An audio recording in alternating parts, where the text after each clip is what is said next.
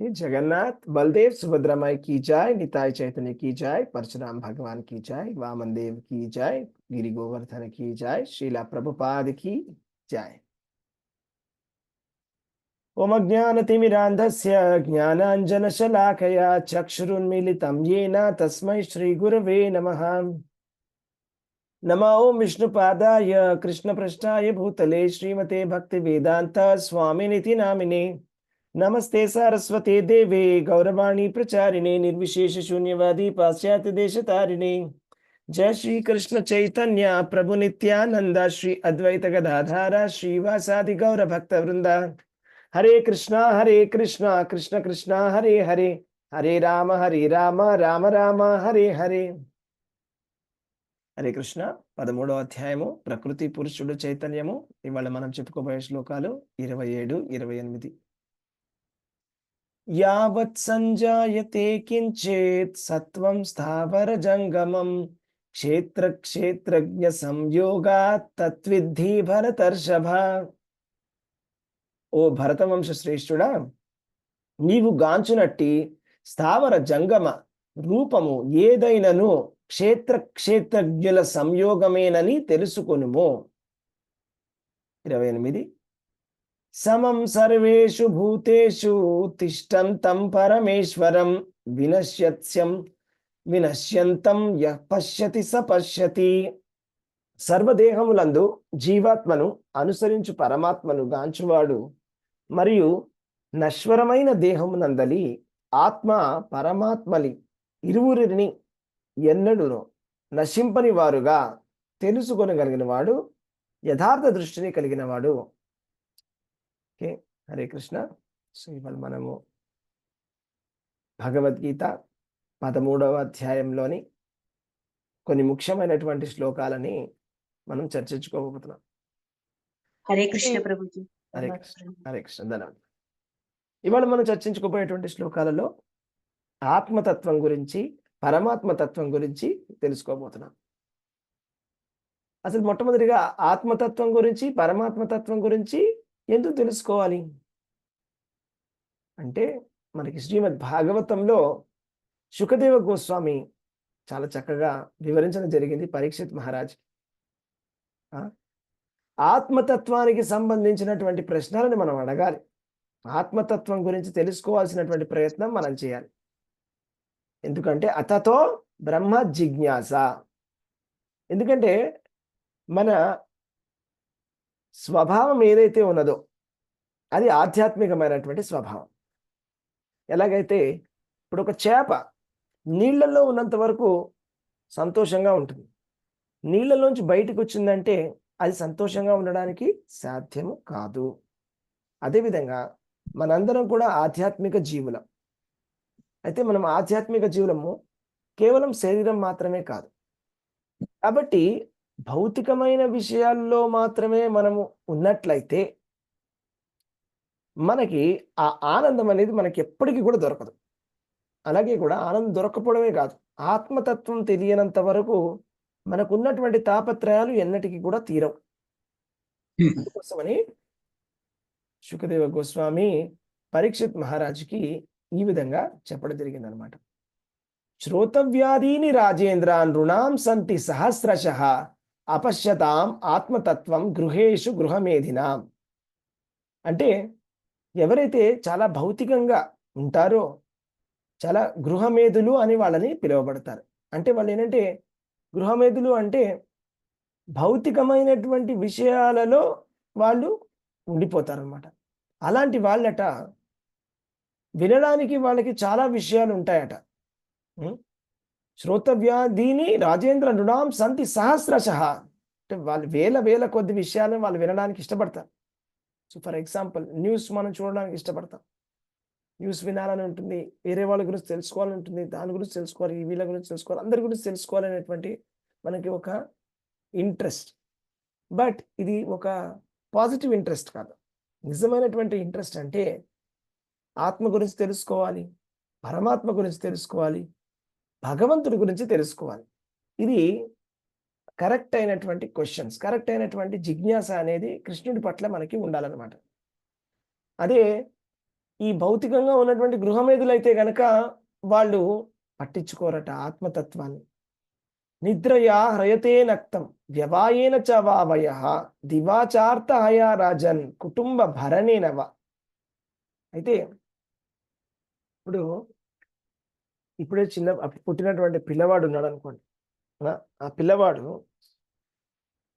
ఆ పాకుతున్నటువంటి పిల్లవాడు ప్రతిదీ నోట్లో పెట్టుకోవడానికి ఇష్టపడతాడు. ఎందుకంటే వాళ్ళకి తెలిసింది ఒకటే, తినడం. చిన్న పిల్లలు కాబట్టి వాళ్ళకి ఏమి తెలియదు. దీన్నే అన్నమయ కోశ అని కూడా అంటారు. అన్నమయ కోశం అంటే అన్నమే బ్రహ్మము అనేటువంటి ఒక కంక్లూజన్. అంటే అన్నములోకే జీవుడు ప్రవేశిస్తున్నాడు. అన్నం తినడం వల్ల మనకి ఆ జీవుడు మనలో ప్రవేశిస్తున్నాడు. అండ్ దెన్ తర్వాత జీవుడు బయటికి వస్తున్నాడు. ఏ విధంగా అంటే అన్నంలోకే మనం వెళ్ళిపోతున్నాడు. చనిపోయిన తర్వాత శరీరం కూడా ఎక్కడికి వెళ్ళిపోతుంది, ఇది లోపలికి వెళ్ళిపోతుంది. మళ్ళీ జీవుడంలోకి ప్రవేశిస్తున్నాడు. కాబట్టి అన్నమే బ్రహ్మము అనేది చాలా ప్రిలిమినరీ అండర్స్టాండింగ్, బేసిక్ అండర్స్టాండింగ్. అని పంచకోశలు అంటారు. మొదటి కోశ అన్నమయ కోశ. అంటే చిన్నపిల్లలు ఏ విధంగా అయితే ప్రతిదీ నోట్లో పెట్టుకోవడానికి ఇష్టపడతారు. అంటే మన జీవితాన్ని మనం కేవలం నా కడుపు నింపుకోవడమే నా ధ్యేయము అని అనుకున్నట్లయితే అది చాలా ప్రిలిమినరీ అండర్స్టాండింగ్. ఎలాగైతే చిన్న చిన్న బేబీస్ ఏ విధంగా అయితే అన్ని నోట్లో పెట్టుకోవడానికి ఇష్టపడతారో వాళ్ళకి తెలిసింది ఒకటి, తినడమే. అది చాలా ప్రిలిమినరీ అండర్స్టాండింగ్. దానికన్నా గొప్పది ప్రాణమయ కోశం. ప్రాణమయ కోశం అంటే ప్రాణం ఉంది, మనం బతికున్నాము అని తెలుసుకోవడం. దానికన్నా గొప్పది మనోమయ కోశం. మనస్సుతోటి, మన మనస్సుతోటి విషయాలన్నీ కూడా తెలుసుకోవడం, ఆస్వాదించడం, మానసికమైనటువంటి కల్పనలు, ఇవన్నీ కూడా మనోమయ కోశం. తర్వాత జ్ఞానమయ కోశం. జ్ఞానమయ కోశం అంటే జ్ఞానాన్ని సంపాదించడానికి ప్రయత్నం చేయడం, లేకపోతే విజ్ఞానమయ కోశం. తర్వాత వచ్చేది ఆనందమయ కోశం. ఆనందమయ కోశము, జ్ఞానమయ కోశం, విజ్ఞానమయ కోశము, ఆనందమయ కోశము. విజ్ఞానమయ కోశంలో ఆధ్యాత్మికమైనటువంటి జీవితాన్ని మనం తెలుసుకోవడానికి ప్రయత్నం చేయడం. ఆనందమయ కోశం అంటే కృష్ణుడి యొక్క భక్తిని చేయడమే ఆనందమయ కోశం. బ్రహ్మము గురించి చెప్పాలంటే వేదాంత సూత్రాల్లో ఆనందమయోభ్యాసాత్ అని చెప్పబడింది. అంటే పరబ్రహ్మము ఆనందమయ స్వరూపుడు. శ్రీకృష్ణ భగవానుడు సచ్చిదానంద రూపుడు, సచ్చిదానంద స్వరూపం. మనము ఆ లెవెల్లో మనం అండర్స్టాండింగ్ చేసుకోవడానికి ప్రయత్నం చేయాలి. ఆత్మతత్వం గురించి తెలుసుకోవాలి. ఆత్మతత్వం తెలుసుకున్నంత వరకు మనకి ఎన్నో విషయాలు ఉంటాయి తెలుసుకోవాల్సినవి. ఆత్మతత్వం తెలుసుకున్న తర్వాత మాత్రం మనము కరెక్ట్ అయినటువంటి విషయాల గురించి తెలుసుకుంటాం. అదే మనకి దేహపత్య కళత్రాదీషు ఆత్మ సైన్యేషు అసత్వపి తేషాం ప్రమత్తో నిధనం పశ్యన్నపిన పశ్యతి. అంటే అర్థం ఏంటంటే ఎవరైతే కనుక ఆత్మతత్వం గురించి తెలుసుకోవడానికి ప్రయత్నం చేయరో వాళ్ళు ఇప్పుడు కూడా అశాశ్వతమైనటువంటి మనుషుల పట్ల ఆసక్తి కలిగి ఉంటారు. దానికి ఎగ్జాంపుల్ దేహపత్య కళత్రాది. దేహము అంటే మన శరీరం. తర్వాత అపత్య అంటే తర్వాత మన పిల్లలు. కళత్రాది, కళత్ర అంటే భార్య. అంటే భార్య, నా శరీరము, నా భార్య, నా పిల్లలు. ఇదే ఆలోచనలోనే ఉండిపోతాం మనం. ఇవాళందరూ కూడా అశాశ్వతమైనటువంటి ఇవి విషయాలన్నమాట. అశాశ్వతమైనటువంటి విషయాలకే మన మనస్సు వెళ్ళిపోతుంది. ఆ అశాశ్వతమైనటువంటి విషయాల్లోనే మన జీవితాన్ని మొత్తం కూడా అందులోనే మనం గడిపేస్తాం. తేషాం ప్రమత్త నిధనం అంటే, నిధనం అంటే వినాశం, అంటే డిస్ట్రక్షన్. ప్రమత్తం అంటే కేర్లెస్గా, అంటే మనం చాలా కేర్లెస్గా అశాశ్వతమైనటువంటి విషయాలని మనం కనెక్ట్ అయిపోతాం. అంటే నా దేహాన్ని నేను చూసుకోవాలి అనే అదే నా ఫైనల్ గోల్ అయిపోతుంది. నా పిల్లల్ని, నా భార్యని చూసుకోవడమే నా అల్టిమేట్ గోల్ అని వెళ్ళిపోతాం. కానీ యాక్చువల్లీ మనిషి జన్మ యొక్క అల్టిమేట్ గోల్ అది కాదు. మనిషి జన్మ యొక్క అల్టిమేట్ గోల్ ఏంటంటే నేను శరీరాన్ని కాదు, నేను ఆత్మని అని తెలుసుకోవడమే మనిషి యొక్క చివరి లక్ష్యం. అది మనం తెలుసుకోవాలి. కనుకనే మనం ఏం చేయాలి? తస్మాత్ భారత సర్వాత్మ భగవాన్ ఈశ్వరో హరి. శ్రోతవ్య కీర్తితవ్యస్య స్మర్తవ్యశ్చేచ్చతా భయం. అంటే కాబట్టి మనం చేయవలసినటువంటి కర్తవ్యం ఏమిటి అంటే కృష్ణ భగవానుడి గురించి వినాలి, కృష్ణ భగవానుడిని కీర్తించాలి, కృష్ణ భగవానుడి యొక్క గుణగణాలు మనమని కీర్తించాలి, మనం కృష్ణుణ్ణి స్మరించాలి. ఇలా చేసినట్టయితే మనకి అభయం, మనకి అన్ని భయాల నుంచి రాహిత్యం. మనము మన జీవితాలలో చాలా భయాలు మనకు ఉన్నాయి, ఎన్నో విషయాల గురించి మనం భయపడుతున్నాం. అలాగే మనకి తాపత్రయాలు ఉన్నాయి, అంటే 3 రకాలైనటువంటి కష్టాలు ఉన్నాయి. అంటే మన శరీరం వల్ల మనకి కష్టాలు ఉన్నాయి, మనకి రోగాలు వస్తున్నాయి మన శరీరానికి, మనకి మానసికమైనటువంటి కష్టాలు ఉన్నాయి. శరీరం వల్ల కష్టం రాకపోతే మన మనస్సే మన ఇబ్బంది పెడుతుంది. కొంతమంది అంటారు, నా దగ్గర అన్నీ ఉన్నాయండి కానీ నా మనసు నన్ను బాగా ఇబ్బంది పెడుతుంది, ఏదో నాకు కలతగా ఉంటుందని. అన్నీ ఉన్నాయి, ఏది లేదని కాదు, అలా కూడా అవుతుంది. అది మానసికమైనటువంటి ఒత్తిడి. శరీరం వల్ల కలిగే కష్టాలు, మనసు వల్ల కలిగే కష్టాలు, మన బంధువుల వల్ల కలిగే కష్టాలు, లేకపోతే మన చుట్టుపక్కల ఉండే మనుషుల వల్ల కలిగే కష్టాలు, అలాగే కూడా ఆది దైవిక కష్టాలు. అంటే మనం ఎప్పుడు ప్లాన్ చేయని విధంగా ఏదో సర్ప్రైజ్గా ఏదో వాన వచ్చిందో, వరద వచ్చిందో, పిడుగు పడింది, ఇలాంటి భూకంపం వచ్చింది, ఇలాంటి కష్టాలు. ఇన్ని రకాలైనటువంటి కష్టాలు, అన్ని రకాలైనటువంటి కష్టాల నుంచి నివారణ పొందాలంటే మనం చేయాల్సింది ఏంటంటే కృష్ణ భగవానుడి గురించి వినాలి, కృష్ణ భగవానుడి గురించి కీర్తించాలి, కృష్ణ భగవానుడి యొక్క స్మరణ మనము చేయాలి. అయితే ఇప్పుడు మనము శ్రీకృష్ణ భగవానుడే స్వయంగా పలికినటువంటి భగవద్గీత ఇది. శ్రీకృష్ణ భగవానుడే స్వయంగా ఆయన ముఖము నుంచి వచ్చింది. ముఖపద్మాత్ వినిశ్రుత పద్మనాభస్య ముఖపద్మాత్ వినిశ్రుత. శ్రీకృష్ణ భగవానుడి యొక్క ముఖపద్మము నుంచి డైరెక్ట్గా వచ్చింది భగవద్గీత అనేది. సో ఇందులో అంతా కూడా ఆధ్యాత్మికమైనటువంటి నాలెడ్జ్ అనేది ఉందన్నమాట. సో ఇందులో ఏంటంటే ఆత్మతత్వం గురించి మనం చాలా చక్కగా తెలుసుకోవచ్చు. ఓకే, సో అయితే ఇవాళ చెప్పుకున్నటువంటి శ్లోకాలలో ఏం చెప్తున్నారంటే మనం ఏదైనా కనిపించేటువంటి విషయాలు ఏదైనా ఉంటాయి. ఇప్పుడు స్థావర జంగములు అనేటువంటి 2 విషయాలు ఉంటాయి. స్థావరములు, జంగములు. స్థావరములు అంటే కర్రలు అన్నటువంటివి, జంగమములు అంటే కదిలేటివి. కదిలేటువంటి ప్రాణులు ఉన్నాయి, కదలనటువంటి ప్రాణులు కూడా ఉన్నాయి. రాళ్ళు రప్పలు కదలలేవు, చెట్లు కదలలేవు, అవునా. అలాగే మీరు సముద్రం లోపలికి వెళ్ళినట్టయితే కొన్ని చెట్లు ఉంటాయి కింద లోతులో చెట్లు, అవి కదలలేవు. కొన్ని ప్రాణులు కూడా అలాగే కదలలేవు, ఒకటే చోట ఉండిపోతాయి అలాగే. సో ఒక రకమైనటువంటి ప్రాణులు అవి, అవన్నీ కూడా స్థావరములు. జంగమములు అంటే కదిలేటువంటి ప్రాణులు కూడా ఉంటాయి అన్నమాట. కదిలేటువంటి ప్రాణులు అయితే మనం చూస్తూనే ఉంటాం. 4 పాదాలు ఉన్నటువంటి ప్రాణులు ఉంటాయి, లేకపోతే 100 పాదాలు ఉన్నటువంటి ప్రాణులు ఉంటాయి. అలాగే 2 పాదాలు ఉన్నటువంటి ప్రాణులు కూడా ఉంటాయి అన్నమాట. ఎవరైనా చెప్పగలరు 2 పాదాలు ఉన్నటువంటి ప్రాణులు ఎవరని? జీవుడు ప్రభుజీ. మనిషి. 2 పాదాలతో నడిచేటువంటి పశువులు కూడా కొంతమంది ఉన్నారు, అవునా. యాక్చువల్లీ మనకి శ్రీమద్ భాగవతంలో ఏం చెప్తారంటే ఎవరైతే గనక భగవంతుడి యొక్క భక్తి చెయ్యరో వాళ్ళందరూ అంట 2 పాదాలతో నడిచేటువంటి పశువులంట అని చెప్తుంది భాగవతంలో. కాబట్టి రకరకాలైనటువంటి మనుషులు ఉన్నారు, పశువులు ఉన్నాయి, చెట్లు ఉన్నాయి, చేమలు ఉన్నాయి. ఇవన్నీ కూడా ఎలాగా ఏ విధంగా అవి పాసిబుల్ అవుతున్నాయి అనేది మనం ఇవన్నీ తెలుసుకోబోతున్నాం అనమాట. ఇవన్నీ కూడా క్షేత్రజ్ఞయోర్యోగం అంటే క్షేత్రజ్ఞుడి యొక్క సంయోగము వల్ల ఇవి రూపుదిద్దుకుంటున్నాయి అన్నమాట. అంటే క్షేత్రజ్ఞుడు. క్షేత్రం అంటే ఏంటి? ఇదం శరీరం కౌంతేయ క్షేత్రమితి అభిధీయతే. క్షేత్రం అంటే శరీరము, శరీరం. క్షేత్రం అంటే క్షేత్రజ్ఞ అంటే శరీరములో ఉన్నటువంటి వాడు, శరీరాన్ని తెలుసుకున్నటువంటి వాడు.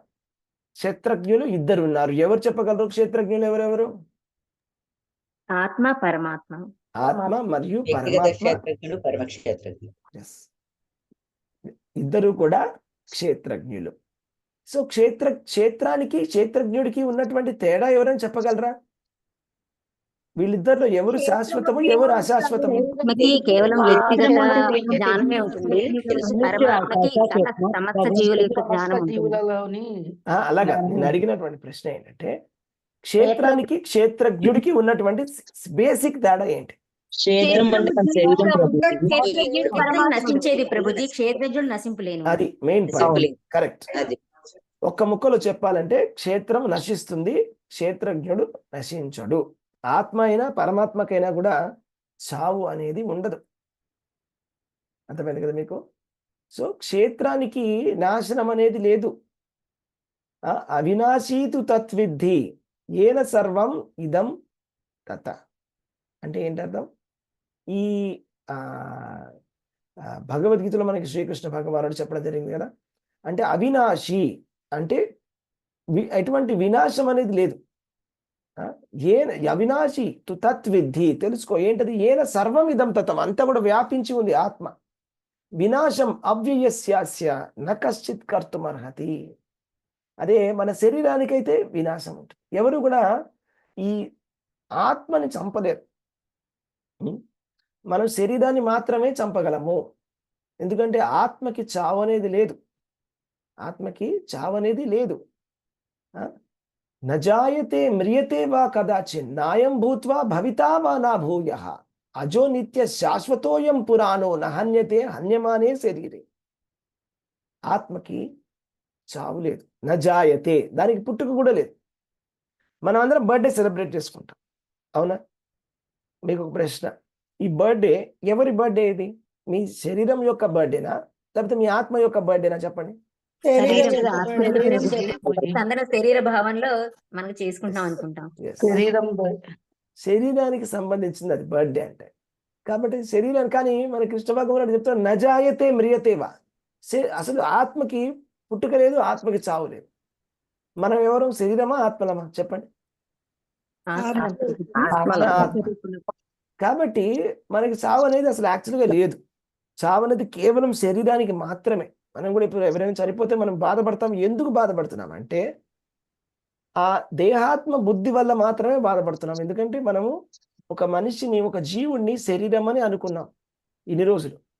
ఆ శరీరం ఎప్పుడైతే పడిపోయిందో ఆ మనిషి చచ్చిపోయాడు అని అంటున్నాం మనం. కానీ యాక్చువల్లీ ఆత్మకి చావు అనేదే లేదు. ఆత్మకి చావు లేదు, కేవలం శరీరానికి మాత్రమే చావు అనేది ఉంటుంది. కాబట్టి ఈ శరీరము ఏ విధంగా భౌతిక ప్రకృతి మనకి ఇస్తుంది అన్నమాట. శరీరం 84 లక్షల జీవరాశులు ఉన్నాయి కదా, మనిషి కూడా ఒక రకమైనటువంటి శరీరం. ఆ శరీరాన్ని ఎవరిస్తున్నారు మనకి? భౌతిక ప్రకృతి తల్లి ద్వారా ఇస్తుంది. తల్లి గర్భంలో మనకి ఈ శరీరం మనకి దొరుకుతుంది, అవును కదా? అలాగే వేరే జంతువులైనా కూడా అవన్నీ కూడా తల్లి గర్భం నుంచే వచ్చాయి. తల్లి గర్భం నుంచే కూడా అన్నీ వస్తాయి. కొన్ని అండజ, అండజ అంటే గుడ్డు నుంచి పుట్టేటువంటివి. గుడ్డు నుంచి పుట్టేటువంటివి ఏంటి? పక్షులు, పాములు, బల్లులు, ఇవన్నీ కూడా అండజ. ఇంకొకటి ఏంటి? స్వేదజ. స్వేదజ అంటే చెమటల నుంచి పుట్టేటువంటి ప్రాణులు అనమాట. దానికి ఎగ్జాంపుల్ ఏంటంటే పురుగులు, క్రిములు, క్రిమికీటకాలు. క్రిమికీటకాలన్నీ కూడా చెమటల నుంచి పుడతాయి, స్వేదజ. అలా రకరకాలుగా ఉంటాయి అన్నమాట. తర్వాత మనం ఏంటంటే గర్భం నుంచి పుట్టేవాళ్ళం, మ్యామల్స్ అని అంటాం కదా. మ్యామల్స్ అంటే ఏంటి?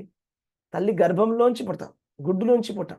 గుడ్డు నుంచి పుట్టేవి కొన్ని ఉన్నాయి, స్వేదం నుంచి పుట్టేవి ఉన్నాయి కొన్ని. ఇంకోటి ఏంటంటే మట్టి నుంచి పుట్టేవి, బీజం నుంచి పుట్టేవి ఉంటాయి. అంటే అవి అవి రావాలంటే, మొలకెత్తాలంటే బీజం కావాలి, విత్తనం కావాలి. విత్తనాల నుంచి వచ్చేవి ఇవి చెట్లు, అవునా? మొక్కలు విత్తనాల నుంచి వస్తున్నాయి. అలాగే పక్షులు గుడ్ల నుంచి వస్తున్నాయి, లేకపోతే పాములు గుడ్ల నుంచి వస్తున్నాయి, అవునా? స్వేదజ అంటే క్రిములు చెమటల నుంచి వస్తున్నాయి. మనుషులు మనం ఏంటంటే గర్భం నుంచి వస్తున్నాం. సో ఇన్ని రకాలైనటువంటి శరీరాలన్నీ కూడా ఉన్నాయి. ఇక్కడ తెలుసుకోవాల్సిన విషయం ఏంటంటే ఈ శరీరాల నుంచి పుడుతున్నట్టుగా కనిపిస్తోంది. ఒక చెట్టు వచ్చినట్టుగా కనిపిస్తోంది, లేకపోతే ఒక పక్షి పుట్టినట్టుగా గుడ్డులోంచి మనకు కనిపిస్తుంది, లేకపోతే కొన్ని క్రిములు వచ్చినట్టుగా కనిపిస్తాయి, లేకపోతే మనం పుట్టినట్టుగా కనిపిస్తుంది. కానీ వచ్చేది ఏంటంటే శరీరం వస్తుంది అనమాట. క్షేత్రం, శరీరము, క్షేత్రము. ఆ క్షేత్రజ్ఞుడు ఉన్నంత వరకే ఆ శరీరానికి వాల్యూ అనేది ఉంటుంది. క్షేత్రజ్ఞుడు అంటే ఆత్మ మరియు పరమాత్మ. ఆత్మ ఉన్నంత వరకే ఆ శరీరానికి కూడా ఒక ఇంపార్టెన్స్ అనేది ఉంటుంది. ఎప్పుడైతే కనుక ఆత్మ అనేది వెళ్ళిపోతుందో ఇంకా దానికి ఎటువంటి ఇంకా లాభం అనేది ఉండదన్నమాట ఆ శరీరానికి. అదే ఏం చెప్తారు శ్రీకృష్ణ భగవానుడు, వాసాంసి జీర్ణాన్ని యథా విహాయ నవాని గ్రహణాతి నరోపరాణి. అంటే ఏమిటి? ఈ శరీరం అనేది ఒక డ్రెస్ లాంటిది. డ్రెస్ అంటే ఇప్పుడు మనం ఒక డ్రెస్ కొనుక్కుంటామండి. స్టార్టింగ్లో కొత్తగా ఉంటుంది, చాలా బాగుంటుంది, మంచిగా ఉంటుంది. తర్వాత కొన్ని రోజుల తర్వాత ఏమవుతుందంటే దాన్ని బాగా వాడేస్తే దానికి ఉన్నటువంటి రంగు ఫేడ్ అయిపోతుంది. కొన్ని రంగు ఫేడ్ అయినా పర్లేదు, ఇంట్లో వేసుకుంటాం. తర్వాత ఇంకా వాడగా ఒక 10 ఏళ్ళు అయిపోయిన తర్వాత మెల్లమెల్లగా చిరిగిపోవడం మొదలైంది. ఇంకా ఎంతగా చిరిగిపోతుందంటే దాన్ని కుట్టుకుంటాం, మనం ఏదో ప్రయత్నం చేస్తాం, కుట్టుకుంటాము, రిపేర్ చేసుకుంటాము, ఏదో ఒకటి చేస్తాం. ఇంకా అది ఎంతగా పాడైపోతుందంటే ఇంకా దానికి ఛాన్సే లేదు. ఇంకా వేస్ట్ ఇది అన్నప్పుడు ఇంకేం చేస్తామంటే దాన్ని పడేస్తాం. అలాగే శరీరం కూడా ఏంటంటే ఒక బట్ట లాంటిది, వాసాంసి. అది జీర్ణం అయిపోయినప్పుడు అంటే పాడైపోయినప్పుడు ఏం చేస్తామంటే మార్చేస్తాం. నవాని గృహాన్ని నరూపరాన్ని మార్చేస్తాం. తథా శరీరాన్ని విహాయ విజీర్ణాన్ని అన్యాని సంయాతి నవాని దేహి. కొత్త దేహం అనేది మళ్ళీ వచ్చేస్తుంది. ఎప్పుడైతే దేహంలో మనకు కూడా ఇప్పుడు ఒక డ్రెస్ లాంటిది. ఇప్పుడు డ్రెస్లో మనకి ఏమైనా చిరిగిపోయిన బటన్ ఊడిపోతే ఏం చేస్తాం? బటన్ తీసుకొని కుట్టుకుంటాం. అలాగే మనకి ఏమైనా హెల్త్ ఇష్యూస్ వస్తే మనం ఏం చేస్తాము? డాక్టర్ దగ్గరికి వెళ్తాం. అంటే క్షేత్రాన్ని రిపేర్ చేయడానికి ఎవరి దగ్గరికి వెళ్తాం? డాక్టర్ దగ్గరికి వెళ్తాం. క్షేత్రానికి డాక్టర్ వైద్యుడు, అవునా? మరి అది ఇంకా ఎప్పటికీ పనికి రాకుండా పోతే మళ్ళీ మారిపోతుంది. మరి క్షేత్రజ్ఞుడికి కూడా డాక్టర్ ఉండాలి. క్షేత్రజ్ఞుడికి డాక్టర్ ఎవరు చెప్పండి? భగవంతుడు, పరమాత్మ, కృష్ణ, భగవానుడు, ఆధ్యాత్మిక గురువు, ఆధ్యాత్మిక ఆచార్యుడు మనకి క్షేత్రజ్ఞుడికి సంబంధించినటువంటి వైద్యుడు అనమాట, అవునా? మరి ఒక వైద్యులకి మనం చాలా ఇంపార్టెన్స్ ఇస్తాం. ఎందుకంటే మనం శరీరాన్ని చాలా ఇష్టపడతాం, మన శరీరాన్ని మనం ప్రేమిస్తాము, మన శరీరాన్ని మనము చక్కగా ఉంచుకోవడానికి ప్రయత్నం చేస్తాము. ఎందుకంటే శరీరం ఉన్నంత వరకు మనం చక్కగా ఉండవచ్చు. శరీరం ఇబ్బంది కలిగినప్పుడు మనం సుఖంగా ఉండలేము. కాబట్టి మనం వైద్యుడి దగ్గరికి వెళ్తాం. కానీ శ్రీకృష్ణ భగవానుడు మనకి భగవద్గీతలో ఏం చెప్పాడంటే మనం శరీరం కాదు, ఆత్మలము అని. అంటే ఈ ఆత్మ ఈ భౌతికమైనటువంటి ప్రకృతితోటి కలవడం వల్ల ఈ భౌతిక ప్రకృతి ఈ భౌతికమైనటువంటి ఆకాశంలో మనం ఉండడం వల్ల ప్రస్తుతానికి మనం బద్ధజీవులం అయిపోయి ఉన్నాం. కాబట్టి మనకి శరీరాలు ఇవ్వబడుతున్నాయి ఒకటి తర్వాత ఒకటి. ఈ రోగాన్ని మనం నయం చేసుకోవాలి. ఏంటి ఆ రోగము అంటే శరీరము ధరించేటువంటి రోగం. అంటే మనం ఎందుకు ఇలాగా కృష్ణ భగవానుడిని మర్చిపోయి భౌతిక ప్రపంచాన్ని పట్టుకొని ఉన్నాం, మాయని. ఇదే మన రోగం. ఈ రోగం వల్ల మనం చాలా ఇబ్బంది పడుతున్నాం. ఏం ఇబ్బంది పడుతున్నామంటే రకరకాలైనటువంటి కష్టాలని అనుభవిస్తున్నాం. ఎందుకంటే శరీరానికి సంబంధించిన కష్టాలు ఇవన్నీ. మీరు ఒకసారి ఆలోచించండి. శ్రీమద్ భాగవతంలో ఏం చెప్పారంటే రోగము రావడం అనేది శరీరము యొక్క ధర్మము అని. రోగం ఎందుకు వస్తుంది? అది శరీరం యొక్క ధర్మం. అది రోగం అనేది వచ్చి తీరుతుంది, ఏం చేయలేము, తప్పదు అది. ఎందుకంటే శరీరం యొక్క ధర్మమే అది. శరీరం ఉన్నదే, అందులో 6 వికారాలు ఉన్నాయి. అందులో జన్మ ఒకటి, పెరగడం ఒకటి, లేకపోతే అది క్షీణించడము, చచ్చిపోవడము, ఇవన్నీ కూడా శరీరంలో జరిగేటువంటి వికారాలు. అలాగే శరీరంలో రోగం రావడం అనేది తప్పదు. జన్మ, మృత్యు, జరా, వ్యాధి దాని యొక్క ధర్మం అది. కాబట్టి ఆల్రెడీ మనకు తెలుసు ఈ శరీరం అనేది ఇన్ని కష్టాలను ఇస్తుందని. మరి అలాంటి శరీరాన్ని మనము నేను అని అనుకున్నామంటే అవన్నీ నా కష్టాలు అవుతాయి. అది విషయం. అర్థమైందా మీకు? ఎలాగంటే సపోజ్ మీరు ఒక మొబైల్ ఫోన్ తీసుకున్నారనుకోండి. ఆ మొబైల్ ఫోన్లో ఆల్రెడీ చాలా ప్రాబ్లమ్స్ ఉన్నాయని తెలుసు మీకు. కానీ ఆ మొబైల్ ఫోన్ నాది అని మీరు పెట్టుకున్నారనుకోండి, అది మీది కాదు యాక్చువల్గా, కానీ మీకు ఇచ్చారు, మీరు పెట్టుకున్నారు మొబైల్ ఫోన్. ఆ మొబైల్ ఫోన్లో చాలా ప్రాబ్లమ్స్ వస్తున్నాయి. తర్వాత మీకు ఏమవుతుందంటే మీ పీస్ ఆఫ్ మైండ్ పోతుంది. ఇన్ని ప్రాబ్లమ్స్ వస్తున్నాయి, నా వల్ల కావట్లేదు, ఏమి చేయలేకపోతున్నాను, చాలా బాధపడడం మొదలు పెడతాం మనం. యాక్చువల్లీ మనకు ఆ మొబైల్ ఫోన్తో సంబంధం లేదు. అలాగే ఈ శరీరం అనేది ఈ శరీరాన్ని మనకి భౌతిక ప్రకృతి ఇచ్చింది. శరీరానికి ఎన్నో కష్టాలన్నీ వస్తాయి, వచ్చి తీరుతాయి, వస్తాయి, తప్పదు. అది బ్యాడ్ టైం కాదు, గుడ్ టైం కాదు, రావడం అనేది దాని ధర్మమే. అది శరీరం అనేది గ్రాడ్యువల్గా క్షీణిస్తుంది. జన్మ, మృత్యు, జర, వ్యాధి, వ్యాధులు రావడము, ముసలితనం రావడం అనేది చాలా స్వాభావికం, అంటే న్యాచురల్ అనమాట. ప్రకృతికి అనుగుణంగా సింపుల్గా జస్ట్ అలాగే తయారు చేశాడు భగవంతుడు. ఎంతవరకు నేను శరీరాన్ని అని అనుకుంటానో అంటే నాకు కష్టాలు రావడం 100% గ్యారంటీ. ఎంతవరకు నేను దేహాత్మ భావంలో ఉంటానో, నేనే దేహాన్ని అనేటువంటి భావనలో ఉంటానో ఖచ్చితంగా నేను బాధపడతాను. ఎందుకంటే శరీరం గ్యారంటీగా ప్రాబ్లమ్స్ వస్తాయి కాబట్టి, ఈ దుఃఖాలయం అశాశ్వతం కాబట్టి నేను గ్యారంటీగా బాధపడడం అనేది ఖచ్చితం. ఇది తప్పించడానికి ప్రయత్నం చేస్తున్నాడు భగవంతుడు. మనం అనుకుంటాము అందరూ ఎంతో కష్టపడుతున్నారు, భగవంతుడు ఎందుకు ఎవరికి వీళ్ళ కష్టాల నుంచి దూరం చేయట్లేదని. భగవంతుడు ఏమనుకుంటున్నాడో తెలుసా? భగవంతుడు ఏమనుకుంటున్నాడంటే, అసలు ఎందుకు అందరూ కష్టపడుతున్నారు, ఎవరు కష్టపడకండి, మీరెవ్వరు కూడా కష్టపడకండి. మీ కష్టాలని చూడడానికి ఇష్టపడాడు కృష్ణ భగవాన్. కానీ శ్రీకృష్ణ భగవానుడిలో చాలా దయ అనేది ఎక్కువగా ఉంటుంది. ఆయనకి దయ అన్నమాట. ఆయనకి ఏంటంటే అందరూ సుఖంగా ఉండాలని కోరుకుంటాడు, మీరందరూ సుఖంగా ఉండాలి అని కోరుకుంటాడు. అయితే సుఖంగా ఉండడం ఎలాగా అనేది మనం భగవంతుడి దగ్గర తెలుసుకోవాలి. సుఖంగా ఎలా ఉండాలి? సుఖంగా ఉండాలంటే ఎలా ఉండాలి? భగవంతుడి భక్తి చేయడం వల్ల మనకి సుఖం వస్తుంది. మనకి ఆత్మతత్వాన్ని తెలుసుకోవడం వల్ల మాత్రమే మనకి సుఖం అనేది వస్తుంది. అంతేగాని మనం ఏం చెప్తున్నామంటే, మన డిమాండ్ ఏంటంటే భగవంతుడికి, నేను ఈ శరీరంలోనే ఉంటూ, నేను దేహాత్మ భావనలోనే ఉంటూ సుఖంగా ఉండాలనేది మన డిమాండ్. అర్థం చేసుకోవడానికి ప్రయత్నం చేయాలి. అది కుదరదు, అది కుదిరే పని కాదు. ఎందుకంటే శరీరం తయారు చేసిందే దుఃఖాలకి. అది దుఃఖాలు రావడానికే శరీరం అని ఉన్నదే దుఃఖాలకి, దానికి రోగం రావడానికి ఉన్నది, ముసలితనం రావడానికే ఉంది శరీరం అనేది. ఇప్పుడు మనకి నల్ల జుట్టు ఉంటుంది, తర్వాత మెల్లగా తెల్ల జుట్టు వస్తుంది, తెల్ల వెంట్రుకలు వస్తారా, తర్వాత మొత్తం జుట్టు అంతా పండిపోతుంది. అలాగే ఫస్ట్ పళ్ళు వస్తాయి, చిన్న పళ్ళు, పాల పళ్ళు వస్తాయి, తర్వాత పడిపోతాయి, తర్వాత పర్మనెంట్గా వస్తాయి పళ్ళు, తర్వాత అవి కూడా పడిపోతాయి. అవునా? జీర్ణశక్తి ఉంటుంది ఫస్ట్ స్టార్టింగ్లో, తర్వాత తగ్గిపోతుంది. చూసే శక్తి ఉంటుంది, చూపు శక్తి, తర్వాత మెల్లమెల్లగా తగ్గిపోతుంది. వినికిడి శక్తి తగ్గిపోతుంది. కాళ్ళకి బలం ఉంటుంది స్టార్టింగ్లో, యవ్వనంలో ఉన్నప్పుడు బాగా నడుస్తారు, పరిగెడతారు, అంతా బాగుంటుంది. తర్వాత కాళ్ళన్నీ కూడా అరిగిపోవడం మొదలు పెడతాయి. అయితే మన డిమాండే తప్పు. ఇది అర్థం చేసుకో. ఇది అజ్ఞానంతో మనం భగవంతుడి దగ్గరికి వెళ్ళి మనం తప్పుడు డిమాండ్స్ పెడుతున్నాం. ఏంటంటే నేను ఈ దేహాత్మ భావంలోనే ఉంటూ, ఈ శరీరంలోనే ఉంటూ, ఈ భౌతిక ప్రపంచంలోనే ఉంటూ ఇక్కడే నేను సుఖంగా ఉండాలని. అది కుదరదు, అది కుదిరే పని కాదు. ఎందుకంటే ఇది దుఃఖాలయం అశాశ్వతం. ఈ భౌతిక ప్రకృతి దుఃఖాలయం అశాశ్వతం, మొదటి విషయం. రెండో విషయం, మన కర్మలకు అనుసారంగా మనం ఈ డ్యువాలిటీ, ఈ ద్వైతాన్ని మనం ఫాలో చేయాల్సి ఉంటుంది. ఏంటంటే ఈ రెండు రకాలైనటువంటి ఉంటాయన్నమాట, సుఖము దుఃఖం, లేకపోతే లాభం నష్టం, మంచి చెడు, ఎప్పుడు రెండు ఉంటాయి ఇక్కడ. ఈ భౌతిక ప్రపంచం అనేది రెండుగా ఉంటుంది. మనం ఏమంటున్నాడు, రెండు ఉండదు, ఒకటే ఉండాలని. అది కుదరదు. ఎందుకంటే డెఫినేషనే అది. దుఃఖాలేమో అశాశ్వతం, రెండోది ఇది అశాశ్వతం.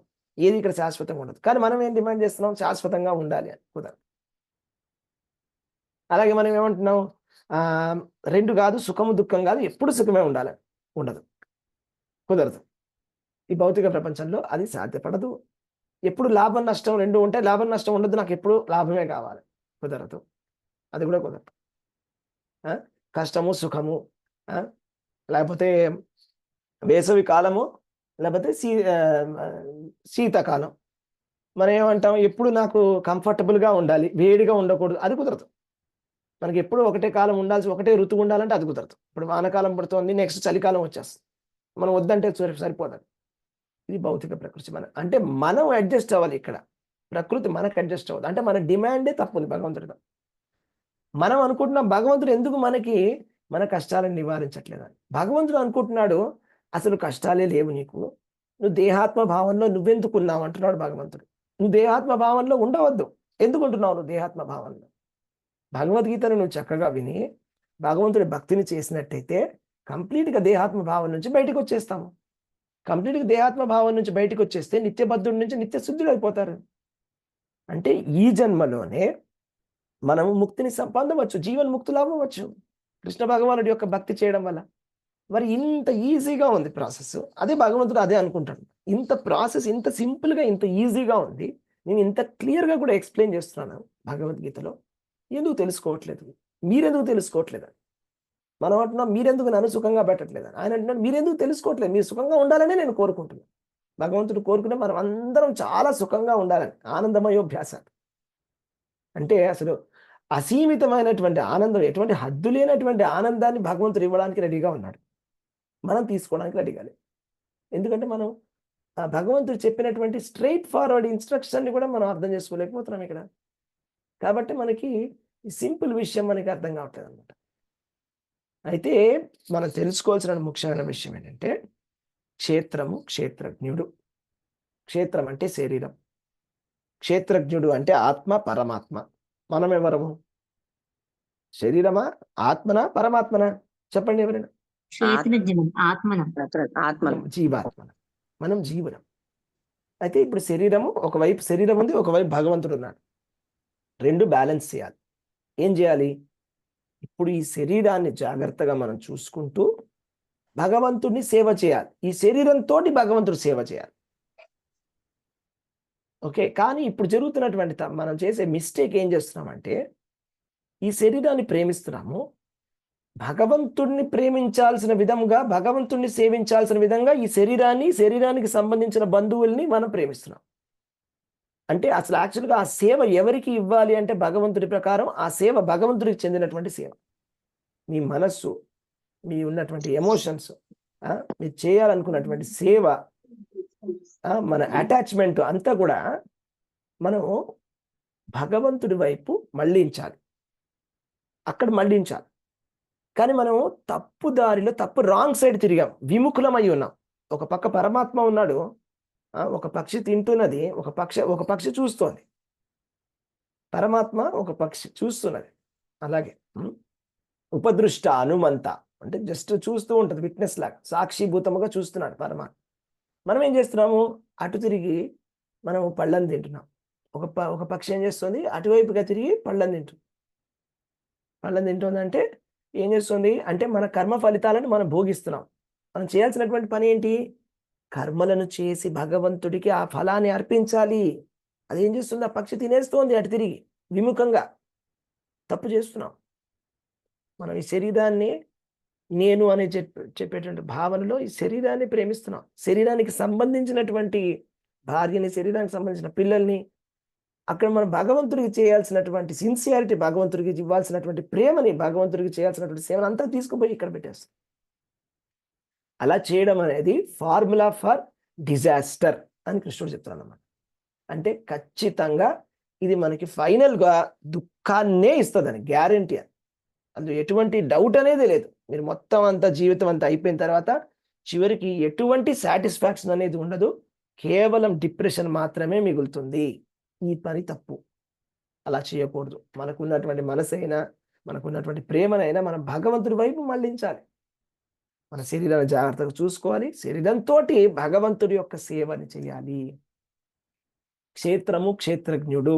మనం క్షేత్రం కాదు, క్షేత్రజ్ఞులము అని తెలుసుకోవాలి. అండ్ అసలైనటువంటి క్షేత్రజ్ఞుడు, క్షేత్రజ్ఞం చ మాం విద్ధి. ఎవరు క్షేత్రజ్ఞుడు? అన్ని సర్వక్షేత్రేషు భారత, అన్ని క్షేత్రాలను తెలిసినటువంటి పరమాత్మ. మనం పరమాత్మ యొక్క సేవ చేయాలి. పరమాత్మ యొక్క సేవని మనం చేయాలి. క్షేత్రము, క్షేత్రజ్ఞుడు కలిస్తేనే ఏదైనా కూడా స్థావర జంగమాలన్నీ కూడా వస్తున్నాయి. ఈ ప్రపంచం అంతా కూడా కలుగుతోంది ఈ క్షేత్రజ్ఞుల యొక్క కలయిక వల్ల. అంటే మనకి సైన్స్ చాలా అడ్వాన్స్ అయింది, మెడికల్ సైన్స్ అడ్వాన్స్ అయింది, అన్ని అడ్వాన్స్ అయినాయి. కానీ మెడికల్ సైన్స్ అయినా కూడా ఈ 24 తత్వాల గురించే ఉంది అందులో. అవునా? మన శరీరం, క్షేత్రం గురించే ఉంది నాలెడ్జ్ అంతా కూడా. క్షేత్రజ్ఞుడి గురించి నాలెడ్జ్ అనేది లేదు. సైంటిస్టులకి కానీ, డాక్టర్లకి కానీ క్షేత్రజ్ఞుడి గురించి ఏమీ తెలియదు. క్షేత్రజ్ఞుడి గురించి తెలియాలంటే మనం భగవద్గీత చదవాలి. క్షేత్రజ్ఞుడి గురించి తెలియాలంటే మనము గురు పరంపరలో వినాలి. భగవద్గీత కృష్ణ భగవానుడి దగ్గర నుంచి వినాలి. క్షేత్రజ్ఞుడి గురించి తెలుసుకోవాలంటే ఇదే ఆత్మతత్వం గురించి తెలుసుకోవడం. అంటే ఆత్మతత్వం గురించి తెలుసుకోవడమే మన జీవితం యొక్క ముఖ్య ఉద్దేశం. ఆత్మతత్వాన్ని తెలుసుకుంటేనే మనకున్నటువంటి కష్టాలన్నీ కూడా పోతాయి. దీన్ని గనక మనం విడిచిపెట్టి కేవలం క్షేత్రాన్నే పట్టుకున్నామంటే ఖచ్చితంగా దుఃఖపడాల్సిందే. దానికి ఎటువంటి నివారణ అనేది వేరే లేదు. మనం ఎన్నో రకాలుగా ప్రయత్నాలు చేస్తున్నాము కష్టాలను తగ్గించుకోవడానికి. ఎన్ని విధాలుగా తయారు చేసినా కూడా ఎటువంటి లాభం లేదని చెప్పాడు ప్రహ్లాద్ మహారాజ్. నరసింహస్వామి ప్రార్థనలో ప్రహ్లాద్ మహారాజ్ ఏం చెప్పాడంటే, ఇప్పుడు మాకు ఎన్నో కష్టాలు వస్తున్నాయి, ఆ కష్టాలకి నివారణని మేము తీసుకుంటున్నాం సొల్యూషన్. ఆ సొల్యూషను ఎంత వర్స్ట్గా ఉందంటే ప్రాబ్లం కన్నా వర్స్ట్గా ఉంది. ఆ ప్రాబ్లం ఉన్నట్టుగానే తీసుకున్నా బాగానే ఉండేది. కాకపోతే ఇప్పుడు ఆ సొల్యూషన్ తీసుకోవడం వల్ల ప్రాబ్లం పెరిగిపోయింది, ఇంకా ఎక్కువైపోయింది ప్రాబ్లం. అంటే మన జీవితంలో కూడా మనకి ఏదైనా ఒక చిన్న ప్రాబ్లం ఉండొచ్చు. ఆ ప్రాబ్లమ్ని సాల్వ్ చేయడానికి మనం ఏదో చేస్తాం. ఫర్ ఎగ్జాంపుల్, ఒకరికి రాత్రి నిద్ర పట్టట్లేదు అనుకున్నాం. వాడికి నిద్ర పట్టట్లేదని నిద్ర మాత్రలు వేసుకోవడం మొదలెట్టాడు అనుకున్నాం. వాడు నిద్ర మాత్రలు వేసుకోవడం వల్ల వాడికి ఇంకేదో రోగం వస్తుంది, వేరే ప్రాబ్లం వచ్చేస్తుంది. అంటే సైడ్ ఎఫెక్ట్. అంటే ఒరిజినల్ ప్రాబ్లం ఏదైతే ఉందో నిద్ర పట్టకపోవడం, ఇప్పుడు వేరే ప్రాబ్లం వచ్చింది, కిడ్నీ ఫెయిల్యూర్ అయింది. ఒకప్పుడు బాగానే ఉండేది, ఇంకా పాడైపోయింది సిచ్యువేషన్. ఇప్పుడు అలా ఉంటుంది. మనం ట్రై చేసే రెమెడీస్ అన్నీ కూడా అలాగే ఉంటాయి. కాబట్టి మన సొంత రెమెడీస్ మనం ట్రై చేయకూడదు. మన కష్టాల నుంచి బయటపడడానికి ఉన్నది ఒక ఏకైక మార్గం ఏంటంటే, సింపుల్ మార్గము, శ్రీకృష్ణ భగవానుడి యొక్క శరణాగతి పొందడం అనేది చాలా చాలా సింపుల్ మార్గం. అయితే ఈ రెండో శ్లోకంలో ఏం చెప్పారంటే, సమం పశ్యన్ హి సర్వత్ర సమవస్థితం ఈశ్వరం నహీనస్త్య ఆత్మతత్వం తతో యాతి పరాం గతి. సమం సర్వేషు భూతేషు తిష్టంతం పరమేశ్వరం వినశ్యత్సు అవినశ్యత్వం యః పశ్యతి స పశ్యతి. అంటే ఎవరైతే గనక ఈ విషయాన్ని చూస్తున్నారో, ఏంటది, ప్రతి మనిషిలో కూడా ఆత్మను చూడగలుగుతున్నారు, పరమాత్మను చూడగలుగుతున్నారు, వాళ్ళే నిజంగా చూడగలుగుతున్నారు. యః పశ్యతి స పశ్యతి అంటే ఎవరైతే ఈ విధంగా చూస్తున్నారో వాడే చూస్తున్నాడు. ఇప్పుడు మీరందరూ నన్ను చూస్తున్నారు, మీ అందరికి ఏం కనిపిస్తోంది? ఆత్మ కనిపిస్తోందా? పరమాత్మ కనిపిస్తున్నాడా? లేకపోతే నా శరీరం కనిపిస్తుందా? మీరు అద్దంలో ఫోటో చూసుకుంటే శరీరమే కనిపిస్తుంది. మీరు అద్దం తెచ్చుకొని లేకపోతే సెల్ఫీ కెమెరా ఆన్ చేసుకొని చూడండి, మీకు ఆత్మ కనిపిస్తుందా? పరమాత్మ కనిపిస్తుందా? శరీరం కనిపిస్తుంది. శరీరమే కనిపిస్తుంది.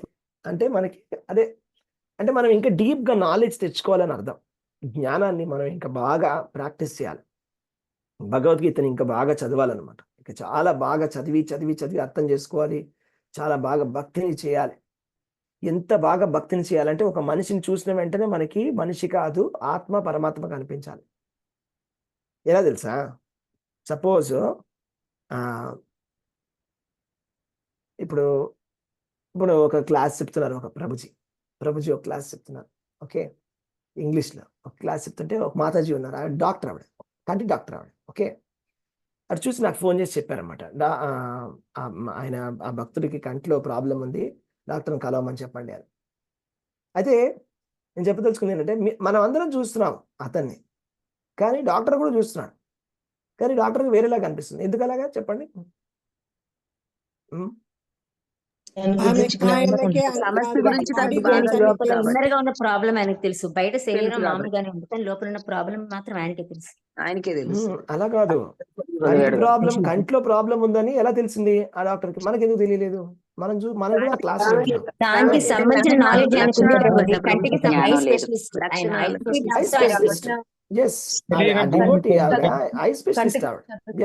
ఆవిడ ఐ స్పెషలిస్ట్. ఆవిడ ఎన్నో కేసులు చూసారు, ఆవిడ ఎన్నో వేల కేసులు చూసారండి. సో మనం చూసేటప్పుడు మనం కేవలం మనిషిని చూస్తున్నాం, ఆయన హెయిర్ కట్ ఎట్లా ఉంది, కళ్ళద్దాలు పెట్టుకున్నాడు, ఇదే చూస్తున్నాం మనం, మనకు అదే కనిపిస్తుంది, అవునా? కానీ డాక్టర్ వేరే చూస్తున్నాం. ఏం చూస్తున్నారంటే కళ్ళు ఎలా పెట్టారు, ఎలా చూస్తున్నారు, కళ్ళు చిన్నగా ఉన్నాయి, పెద్దగా ఉన్నాయి, ఎర్రగా ఉన్నాయి, ఎట్లా ఉన్నాయని చూస్తున్నారు. అది చూస్తున్నారు వాళ్ళకి వేరే కనిపిస్తుంది, మనకు కనిపించట్లేదు. ఎందుకు కనిపించట్లేదు? మనకు ఆ జ్ఞానం లేదు కాబట్టి మనకు కనిపించట్లేదు. ఇంతే, ఇదే సింపుల్ విషయం. అదే మనం ఇప్పుడు మనుషుల్ని చూసినప్పుడు, మన బంధువుల్ని చూసినప్పుడు మీకు కేవలం శరీరం మాత్రమే కనిపిస్తుంది.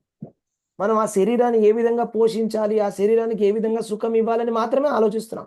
మన డిపెండెంట్స్కి మనం ఏమో ఆలోచిస్తాం, వీళ్ళు చాలా సుఖంగా ఉండాలి, వీళ్ళు చాలా హ్యాపీగా ఉండాలి. అంటే మనం వీళ్ళు అన్నప్పుడు మనం ఏమంటున్నాం? వీళ్ళ శరీరం గురించి మాట్లాడుతున్నాం. వీళ్ళ శరీరం సుఖంగా ఉండాలి, ఈ శరీరాన్ని ఏ విధంగా సుఖపెట్టాలి, దానికి నా ఫార్ములా నేను చెప్తాను, నాకు తెలిసిన ఫార్ములా అనమాట. దానికి కావలసినటువంటి భోజనం పెట్టాలి, దానికి కావలసినటువంటి ఇంద్రియ సుఖాలను ఇవ్వాలి, ఇస్తే అది సుఖంగా పడి ఉంటుంది అని అనుకుంటాం ఆ శరీరం. అంటే మనం ఏంటంటే కేవలం దేహాత్మ బుద్ధిలో దేహాన్ని మాత్రమే చూడగలుగుతున్నాం, లోపల ఉన్నటువంటి ఆత్మని పరమాత్మని చూడలేకపోతున్నాం. సో మన ఫార్ములా మనం పెట్టుకొని వెళ్దాం. ఓకే, మన డిపెండెంట్స్కి ఓకే మీరు సుఖంగా ఉండండి, మీరు ఏ పని చేయొద్దు, ఓకే మీరు అసలు పనికి కూడా వెళ్ళొద్దు, మీకు ఎంతో కోట్ల ఆస్తిని ఇచ్చేస్తాము, మీరు జస్ట్ అలా కూర్చొని హ్యాపీగా ఉండండి. హ్యాపీగా ఉండగలుగుతున్నారా అలా ఎవరైనా చెప్పండి? లేరు ప్రభుజీ. అవునా కదా? ఎంతోమంది పెద్ద పెద్ద ఫిల్మ్ యాక్టర్స్ చూసాం మనం.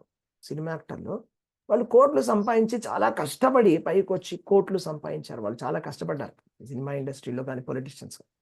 ఏదో విధంగా కష్టపడ్డారు, డబ్బులు సంపాదించారు. వాళ్ళ పిల్లలు మా పిల్లలు మాత్రం బాగా సుఖంగా ఉండాలి, వాళ్ళని అలా కష్టపడకూడదని చెప్పి ఫుల్ డబ్బులు ఇచ్చేశారు. పిల్లలు ఏం చేశారు? డబ్బులు తీసుకుని అస్సలు ఆ వ్యసనాలు. సుఖాన్ని ఇవ్వలేదు ప్రభుజీ, వాళ్ళన్ని Yes. కష్టాలే. అవును, వ్యసనాలు. వాళ్ళకేమో వ్యసనాలకు కన్ఫ్యూజన్. అలవాటు పడిపోయారు. Yes, ప్రభుజీ. వ్యసనాలు. లేకపోతే వాళ్ళు ఏం చేస్తారంటే వాళ్ళకి ఒక మంచి బైక్ కొనిస్తారు. నీకు మంచి సూపర్ రేసింగ్ బైక్ కావాలన్నా, నాకు రేసింగ్ బైక్. ఆ రేసింగ్ బైక్ నార్మల్ మనిషి ఎవడు కూడా కొనలేడు. ఒక 20 లక్షలు ఉంటుంది ఆ బైక్. 30 లక్షల బైక్ కొనిస్తాడు. వీడేం చేస్తాడు? ఆ బైక్ తీసుకొని మన అవుటర్ రింగ్ రోడ్ వెళ్ళి కొట్టేసేసి Accident. యాక్సిడెంట్ చేసిపోతాడు. అవునా? అలా అవుతుంది. లేకపోతే ఆ పిల్లలకి ఏదైతే వీరు మొత్తం అన్ని రకాలైనటువంటి సుఖాలు అన్నీ ఇచ్చేసారు. అసలు అదేదో గౌతమ బుద్ధుడికి అసలు కష్టమే తెలియకుండా పెంచాలని చెప్పి వాళ్ళ తల్లిదండ్రులు అనుకున్నారంట. ఎందుకంటే గౌతమ బుద్ధుడు పెద్ద సన్యాసి ఆధ్యాత్మికవేత్త అయిపోతాడని ముందే జ్యోతిష్యుడు చెప్పాడని చెప్పేసి వాళ్ళు ఎవరు కష్టాలని, ఆ డబ్బులు లేని వాళ్ళని కానీ, లేకపోతే రోగం ఉన్న వాళ్ళని కానీ, ముసలి వాళ్ళని కానీ చూపించారు. చనిపోవడం, పుట్టక అవన్నీ చూపించారు. అలాగే ఉంటాడనమాట గౌతమ బుద్ధుడు ఎన్నో సంవత్సరాలు. ఒకరోజు బయటకు వచ్చినప్పుడు అన్నీ చూస్తాడు. అలాగే మనం అనుకుంటాం, సరే వీళ్ళని చాలా జాగ్రత్తగా అన్నీ ఇచ్చేస్తాం, నువ్వేం కష్టపడ. కానీ అలా ఉన్నా కూడా చాలా ఇబ్బంది పడతారు వాళ్ళు. ఇంకా చెప్పాలంటే అలా ఉన్న వాళ్ళు ఎవరైతే చాలా డబ్బులు వచ్చిన వాళ్ళు చాలా ఎక్కువ ఇబ్బంది పడతారు. వాళ్ళకి అర్థం కాదు అసలు ఎలా వచ్చాయి నాకు ఇంత డబ్బులు. ఓకే, చాలా డబ్బులు ఎక్కువైతే కూడా అది కూడా ఒక ప్రాబ్లం అని చెప్తున్నాను నేను మీకు. అలా కొనడం వల్లే కదా ప్రభుజీ మృత్యుకి దగ్గరకి వెళ్ళారు వాళ్ళ పిల్లలు. అవును, చాలా. మృత్యు దగ్గరికి వెళ్తారు, లేకపోతే వ్యసనాలకు దగ్గరికి వెళ్ళిపోతారు. వ్యసనాలు అవును. వ్యసనాలు లేకపోతే వాళ్ళకి అర్థం కాదు అసలు ఏం జరుగుతోంది, ఏంటి, నాకు ఎందుకు వచ్చాయి డబ్బులు ఇంత, ఎలా ఏం చేయాలని కూడా వాళ్ళకి అర్థం కాదు. అవునా? ఇప్పుడు రజనీకాంత్ ఉన్నాడు, ఆయన చాలా అసలు బస్ కండక్టర్. అవునా? బస్ కండక్టర్ ఇప్పుడు సూపర్ స్టార్. ఆయనకి ఆశ్చర్యంగా అనిపిస్తుంది అనమాట. ఆయన పాజిటివ్గా తీసుకున్నాడు, దాన్ని పాజిటివ్గా తీసుకొని ఆధ్యాత్మికంగా ఆలోచిస్తాడు. దట్ ఎలా వచ్చాయి అసలు నాకే తెలియదు. ఎంత ఆయన చాలా హంబుల్గా ఉంటాడు. అవునా? ఎలా వచ్చిందో నాకే తెలియదు అని ఆయన హంబుల్గా ఉంటాడు, ఆధ్యాత్మికంగా ఉండడానికి ప్రయత్నం చేస్తాడు. అవునా? సో అర్థం కాదు. ఇప్పుడు అదే మనం వేరే ఎగ్జాంపుల్స్ కూడా మనం చూస్తాం అనమాట. అంటే పెద్ద పెద్ద స్టార్స్ ఉంటారు, వాళ్ళ పిల్లలు వాళ్ళు వ్యసనాలకే అయిపోతారు. వాళ్ళకి ఆ డబ్బుల్ని ఎలా హ్యాండిల్ చేయాలో అర్థం కాదు, అయితే వాళ్ళకి ఎలా వచ్చే తెలియదు, ఏంటో కూడా అర్థం కాకుండా వాళ్ళకి ఒక లోపల సాటిస్ఫాక్షన్ అనేది వాళ్ళకి ఉండదు. ఇంకొక ఎగ్జాంపుల్ కూడా చెప్తాను మీకు. ఫోర్డ్ ఉన్నారు కదా, ఫోర్డ్ కంపెనీ ఓనర్ వాళ్ళ మనవుడు అనమాట, హెన్రీ ఫోర్డ్. ఆయన మెయిన్గా తయారు చేశాడు ఫోర్డ్ కంపెనీ. ఆయన హెన్రీ ఫోర్డ్ ఎంతో కష్టపడితే ఫోర్డ్ అనే కంపెనీ వాళ్ళు వచ్చింది. ఓ కష్టపడి ఆయన ఆ కంపెనీని సెటప్ చేశాడు. ఆయన మనవాడు వచ్చేసి ఆల్ఫ్రెడ్ ఫోర్డ్. ఆయన పుట్టడమే చాలా డబ్బులు ఉన్నటువంటి కుటుంబంలో పుట్టాడు. పుట్టిన తర్వాత కాకపోతే ఆయనకి ఎప్పుడు కూడా లోపలంతా శూన్యంగా ఉంది, ఏది సాటిస్ఫాక్షన్ లేదు, ఏదో తెలియదు, ఏం అర్థం కాదు మనకి. ఆయన ఏం చేశారు? ఆయన ప్రభుపాదుల దగ్గరికి వెళ్ళారు. ప్రభుపాదుల దగ్గరికి వెళ్ళి మాట్లాడడానికి, కలవడానికి వెళ్ళారు ఆల్ఫ్రెడ్ ఫోర్డ్. అంటే ఒకటే మాట అడిగారు అన్నమాట ప్రభుపాదుల వారు, మీ తాతయ్య చాలా గొప్పవాడు కదా, ఇప్పుడు మీ తాతయ్య ఎక్కడున్నారని అడిగారు. ఒకటే ప్రశ్న. మరి తాతయ్య చనిపోయారు అప్పటికి. అంత గొప్ప హెన్రీ ఫోర్డ్ ఎక్కడున్నాడు ఇప్పుడు అని ఒకటే క్వశ్చన్. చూడండి, ఒక్క క్వశ్చన్ అంతే, ఒక ప్రశ్న అడిగాడు ప్రభుపాద అంతే. ఆల్ఫ్రెడ్ ఫోర్డ్ ఆయన కంప్లీట్గా అసలు మారిపోయాడు. ఆయన మారిపోయి భగవద్గీతను చాలాసార్లు చదివి ఆయన దీక్ష తీసుకున్నాడు ప్రభుపాద దగ్గర. ఆయన పేరు అంబరీష్ దాస్. ప్రభుపాద కూడా పేరు చూడండి ఎలా పెట్టారు, అంబరీష్ దాస్. అంబరీష్ మహారాజ్ పేరు పెట్టాము, అంబరీష్ దాస్. ఇప్పుడు కూడా ఆయన ఏంటంటే ఆయనకి ఇప్పుడు కూడా చాలా కోటీశ్వరుడు ఆయన. ఆయన ISKCON temple of Vedic planetarium ఏదైతే అన్నిటికన్నా వరల్డ్స్ లార్జెస్ట్ హిందూ టెంపుల్ ఉంది కదా, దాని కన్స్ట్రక్షన్లో ఆయన డబ్బులు పెడుతున్నారు. ఆయన ప్రాజెక్ట్ ఆయనే నడిపిస్తున్నాడు. ఆ ప్రాజెక్ట్ ఎవరైనా కూడా ₹1 డొనేట్ చేస్తే ఆయన దానికి సమంగా ఇంకొక రూపాయి డొనేట్ చేస్తాడు ఆయన. ఆ విధంగా ఆయన గురువు యొక్క సేవను ఆయన తీసుకున్నాడు, కృష్ణ భక్తిని ఆయన తీసుకున్నాడు. Positive direction. సో ఇది ముఖ్యమైనది. అంటే నేను చెప్పదలుచుకుంది ఏంటంటే నిజమైన జీవితం అంటే ఆధ్యాత్మిక జీవితమే. ఆధ్యాత్మిక జీవితం వల్లనే మనకి లోపల నుంచి సాటిస్ఫాక్షన్ అనేది వస్తుంది. వేరే దేని వల్ల అంత సాటిస్ఫాక్షన్ అనేది రాదు. ఓకే, మనం శరీరాన్ని హెల్తీగా పెట్టుకోవాలి, అవును నిజమే. అందరూ సుఖంగా హ్యాపీగా ఉండాలి, నిజమే. అందరూ హ్యాపీగా ఉండాలి, కరెక్టే, ఒప్పుకుంటాను, నేనేం కాదనను. కానీ ఎప్పుడైతే కనుక ఆధ్యాత్మికతని మనం విడిచిపెడతామో, పట్టించుకోకుండా కేవలం భౌతికమైనటువంటి విషయాల వెనకాలనే వెళ్తామో, అంటే ధర్మ అర్థ కామ మోక్షాలలో అర్థము కామము మాత్రమే, డబ్బులు సంపాదించడము, దాన్ని భోగించడం, సంపాదించడం, భోగించడం, ఇంకా దేహాత్మ భావన, శరీరం, ఇది నేను, ఇది నాది, వీళ్ళు నా వాళ్ళు, ఈ వలయంలో పడిపోయామనుకోండి, మన పరిస్థితి కూడా వాళ్ళలాగే అయిపోతుంది. ఎవరైతే నేను కొన్ని ఎగ్జాంపుల్స్ చెప్పాను, ఎవరైతే వాళ్ళు వ్యసనాలకి లోబడి వాళ్ళు ఏ విధంగా వాళ్ళు దుఃఖాలను అనుభవించి చివరికి డిప్రెషన్లోకి వెళ్ళిపోయారో, అదే విధంగా వెళ్ళిపోతుంది. మనం చూడాల్సింది ఏంటంటే ఆధ్యాత్మికంగా చూడాలి, మొత్తం అంతా ప్రపంచాన్ని ఆధ్యాత్మికంగా చూడాలి. ఆధ్యాత్మికమైనటువంటి దృష్టికోణంతో ప్రపంచాన్ని చూడడం అలవాటు చేసుకోవాలి. దానికి సమయం పడుతుంది, దానికి టైం పడుతుంది. ఎలాగైతే డాక్టర్ కూడా మొదటి రోజే వాళ్ళు ఏం పెద్ద డాక్టర్ అయిపోరు, వాళ్ళు ప్రాక్టీస్ చేస్తారు, ఎన్నో కేసెస్ చూస్తాం, ఒకళ్ళ దగ్గర నేర్చుకుంటారు. అలాగే మనం కూడా అనుభవాన్ని సంపాదించాలి. ఫస్ట్ ఆధ్యాత్మిక గురువు యొక్క శరణాగతిని పొందడం అనేది మొట్టమొదటి స్టెప్. అది ఆధ్యాత్మిక ఆచార్యుడి యొక్క శరణాగతి పొందడం అనేది భక్తిలో మొదటి స్టెప్, అది తీసుకోవాలి. ఆధ్యాత్మిక గురువు యొక్క ఆచరణ తర్వాత తద్విద్ధి ప్రణిపాతి అయిన పరిప్రశ్నైన సేవయ, అంటే మనం ఆచార్యుడికి సేవ చేయాలి, సేవ చేసి ప్రశ్నలను అడిగి తెలుసుకోవాలి. అలాగే మన అనుభవంతో అప్పుడు మనము అన్ని చూస్తాం. యః పశ్యతి స పశ్యతి, ఎవరైతే అందరిలో కూడా సమంగా చూస్తారో, ప్రతి ఒక్క జీవుడు కూడా సమంగా చూడగలగాలి. మీరు పెంచే మొక్కల్ని కూడా మీరు ప్రేమించాలి. మీరు పెంచే మొక్కల్ని కూడా మీరు ఏమనంటే, ఈ మొక్క కూడా ఒక జీవి, నాలాగే ఒక జీవి, కాకపోతే బ్యాడ్ లక్, ఇప్పుడు ఇలాంటి శరీరం ఉంది, ఓకే అని మనం చూడాలి. మొక్కని చూసినప్పుడు కూడా మీరు అలాగే చూడాలి. ఏ పశువుని చూసినా, ఏ ప్రాణిని చూసినా, ఏం చూసినా కూడా సమంగా చూడడం నేర్చుకోవాలి. అందులో కూడా తిష్టంతం పరమేశ్వరం, అంటే వాళ్ళలో ఆత్మ ఉన్నది, పరమాత్మ ఉన్నాడు అనేటువంటి విషయాన్ని మనం గుర్తించగలగాలి. తర్వాత ఇది వినాశనం అయినా కూడా వినాశనం అవ్వనటువంటిది లోపల ఉన్నది అని మనం గుర్తించగలగాలి. అంటే సపోజ్ మీరు పెంచుతున్న మొక్క వాడిపోయినా కూడా అందులో ఉన్న జీవుడు మాత్రం చచ్చిపోలేదు. మీరు పెంచుకున్నటువంటి పెంపుడు కుక్కనో లేదా పెంపుడు పిల్లోచి కూడా సపోజ్ చచ్చిపోతే కూడా మీరు చచ్చిపోయింది ఆ శరీరమే, కానీ ఆ జీవుడు ఎక్కడికో వెళ్ళాడని మీరు గుర్తించాలి. ఓకే, అలా చూసినట్టయితే యః పశ్యతి స పశ్యతి, అలా చూసేవాడు నిజంగా చూసినట్టు అంటున్నాడు కృష్ణుడు. చూడడం అంటే భౌతికమైన కళ్ళతో చూడడం కాదు. జన్మలో చూసినప్పుడు మనం ఏం చూస్తాం? భౌతికమైన కళ్ళతో. ఆయన శరీరంగా పుష్టి ఎలా ఉన్నది, శరీరంగా పుష్టిగా ఉన్నాడా లేడా, లేకపోతే జుట్టు రంగు వేసుకున్నాడా లేదా, లేకపోతే ఏం కళ్ళద్దాలు వేసుకున్నాడు, ఏం బట్టలు వేసుకున్నాడు, ఇది కాదు చూడడం అంటే. ఎంత డబ్బులు సంపాదించాడు, ఇది చూడడం కాదు. యః పశ్యతి స పశ్యతి, అది పశ్యన్నపి న పశ్యతి అంటారు దాన్ని. పశ్యన్నపి న పశ్యతి అంటే చూసినా కనిపించట్లే, గుడ్డోడి వీడు అంటున్నాడు కృష్ణుడు. అంటే జ్ఞానముతోటి అంధకారములో ఉన్నటువంటి జ్ఞానాంధులం అన్నమాట. అంటే మనం చూసినా మనకేం కనిపించట్లే, కానీ అలా కాదు. మనకి పశ్యన్నపి న పశ్యతి అంటే చూసినా ఏమీ కనిపించట్లే, అలాంటిది పనికిరాదు. అలాంటి కళ్ళు, అలాంటి చూపు కాదు మనకు కావాల్సింది. ఆధ్యాత్మికంగా చూడగలగాలి. మనిషిని చూసినప్పుడు ఆ మనిషిలో ఉన్నటువంటి జీవుడిని చూడగలగాలి.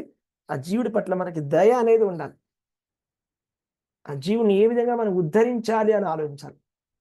జీవుణ్ణి ఉద్ధరించడం అనేది రకరకాలుగా ఏ విధంగా ఉద్ధరించవచ్చు. మనకు ఆలోచన, మన దేహాత్మ భావంలో మనం ఏమనుకుంటామంటే, ఒక దీనంగా ఉండేటువంటి ఒక మనిషిని చూస్తే మనం ఏమనుకుంటాం అంటే, ఓకే వీళ్ళకి చాలా మంచి భోజనం పెడితే అయిపోతుంది అని. కానీ భోజనం పెట్టడం వల్ల పని అవ్వదు కదా. భోజనం పెడితే ఎంతసేపు ఉంటుంది భోజనం కడుపులో చెప్పండి? ఎంతసేపు? శరీరం పోషణకి అది ఆ ఒక్క అరిగిపోయే రోజుకే దాకా ఉంటుంది ఉంటుంది. ఆ ప్రభుజీ. ఒక్క రోజు ఆ ఒక్క రోజు. కాసేపు ఒక 3 గంటలు 4 గంటలు లేకపోతే ఒక రోజు శరీరాన్ని మీరు పోషించినా కూడా ఎంతసేపు పోషిస్తారు? మీరు ఎంత శరీరాన్ని మీరు పోషించినా, నేను ఇందాక ఎగ్జాంపుల్స్తో పాటు చూపించాను, మీరు ఎంత 100% పోషించినా కూడా వాడు హ్యాపీగా ఉన్నాడు. అది గ్యారంటీ. అది ఎవ్వరు కూడా ఇప్పటివరకు అలా హ్యాపీగా లేరు. మనం అనుకుంటాం కానీ అన్ని ఇచ్చేస్తే హ్యాపీగా ఉంటారని, వాళ్ళు ఉండరు హ్యాపీగా. మీరు ఇస్తే కూడా వాళ్ళు ఇంకా చాలా ఎక్కువ డిస్టర్బ్ అయిపోతారు. ఇంకా ఏం జరుగుతుందో ఏంటో అని వింతగా అనిపిస్తుంది మనకి. అది కాదు ఉద్ధరించడం అంటే. ఆత్మను ఉద్ధరించడం అంటే అట్లా కాదు. ఆత్మను ఉద్ధరించడం అంటే మనము ఈ ఆధ్యాత్మిక జ్ఞానాన్ని ఒకరికి చెప్పడం, భగవద్గీత గురించి చెప్పడం, భగవద్గీత గురించి చెప్పడం, శ్రీకృష్ణ భగవానుడి గురించి చెప్పడం, శ్రీకృష్ణ భక్తి గురించి ప్రచారం చేయడమే నిజమైన ఉద్ధారం అంటే. ఎందుకంటే జీవుడు ఉద్ధరింపబడతాడు నిజంగా ఎప్పుడైతే కృష్ణ భక్తి మొదలు పెడతాడో. ఆ మనసులో ఉండేటువంటి అనర్థాలు, ఆ మలినాలు, ఆ కోపము, ఆ కోరికలు, ఆ పిచ్చి పిచ్చి ఆలోచనలు, ఆ ద్వేషము, అవన్నీ కూడా తగ్గిపోతాయి. ఫస్ట్ మనిషిలో కోపం తగ్గిపోతే ప్రశాంతంగా ఉంటాడు. ఫస్ట్ విషయం అది. అందరిలో ఇప్పుడు మాక్సిమం జనాలలో ఉన్నటువంటి ప్రాబ్లం ఏంటంటే, మనకి కోపం చాలా ఎక్కువగా ఉంది.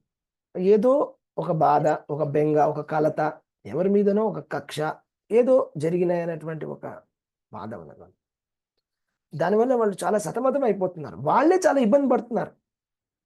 మీరు నిజంగా ఎవరైనా ఉద్ధరించాలంటే, వాళ్ళ కష్టాలను తీయాలంటే ఎక్స్టర్నల్గా తీయడం కాదు. ఎందుకంటే ఒక కష్టం తీస్తే ఇంకొకటి వస్తుంది.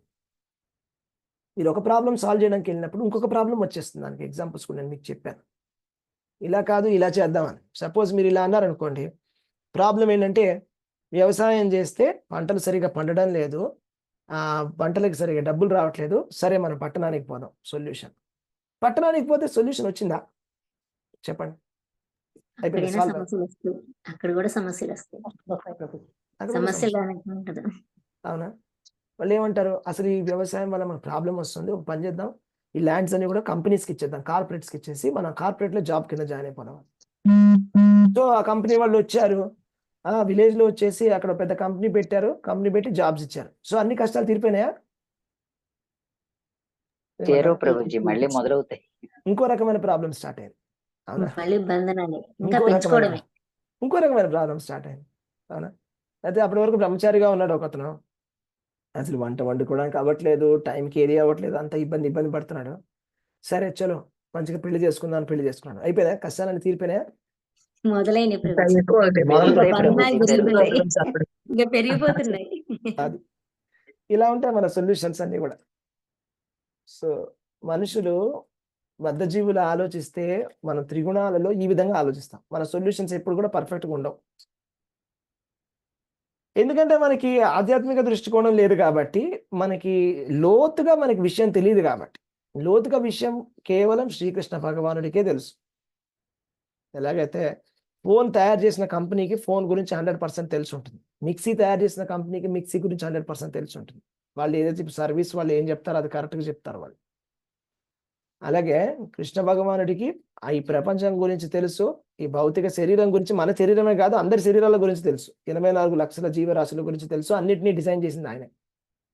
సో ఈ భౌతిక ప్రపంచం గురించి తెలుసు, ఆధ్యాత్మిక ప్రపంచం గురించి తెలుసు. మనం పుట్టినప్పుడు బాల్యము, కౌమారము, యవ్వనము, ముసలితనము, వార్ధక్యం, అన్ని చోట్ల అన్ని రకాల ప్రాబ్లమ్స్ అన్నీ కూడా భగవంతుడికి తెలుసు. సో అన్నిటికీ కలిపి ఒక సొల్యూషన్ మనం చెప్తున్నాను. ఆ సొల్యూషన్ మనం తీసుకోవాలి సింపుల్గా. మన సొంత తెలివితేటలతో చేస్తే దానికి అది అల్టిమేట్ సొల్యూషన్ అనేది మనకి రాదు. ఓకే. సో ఇక్కడ తెలుసుకోవాల్సిన విషయం ఏంటంటే, శరీరములో ఈ క్షేత్రజ్ఞుడు ఉంటాడు అనమాట. తిష్టంతం పరమేశ్వరం అనేటువంటి పదం ఇక్కడ వాడబడింది.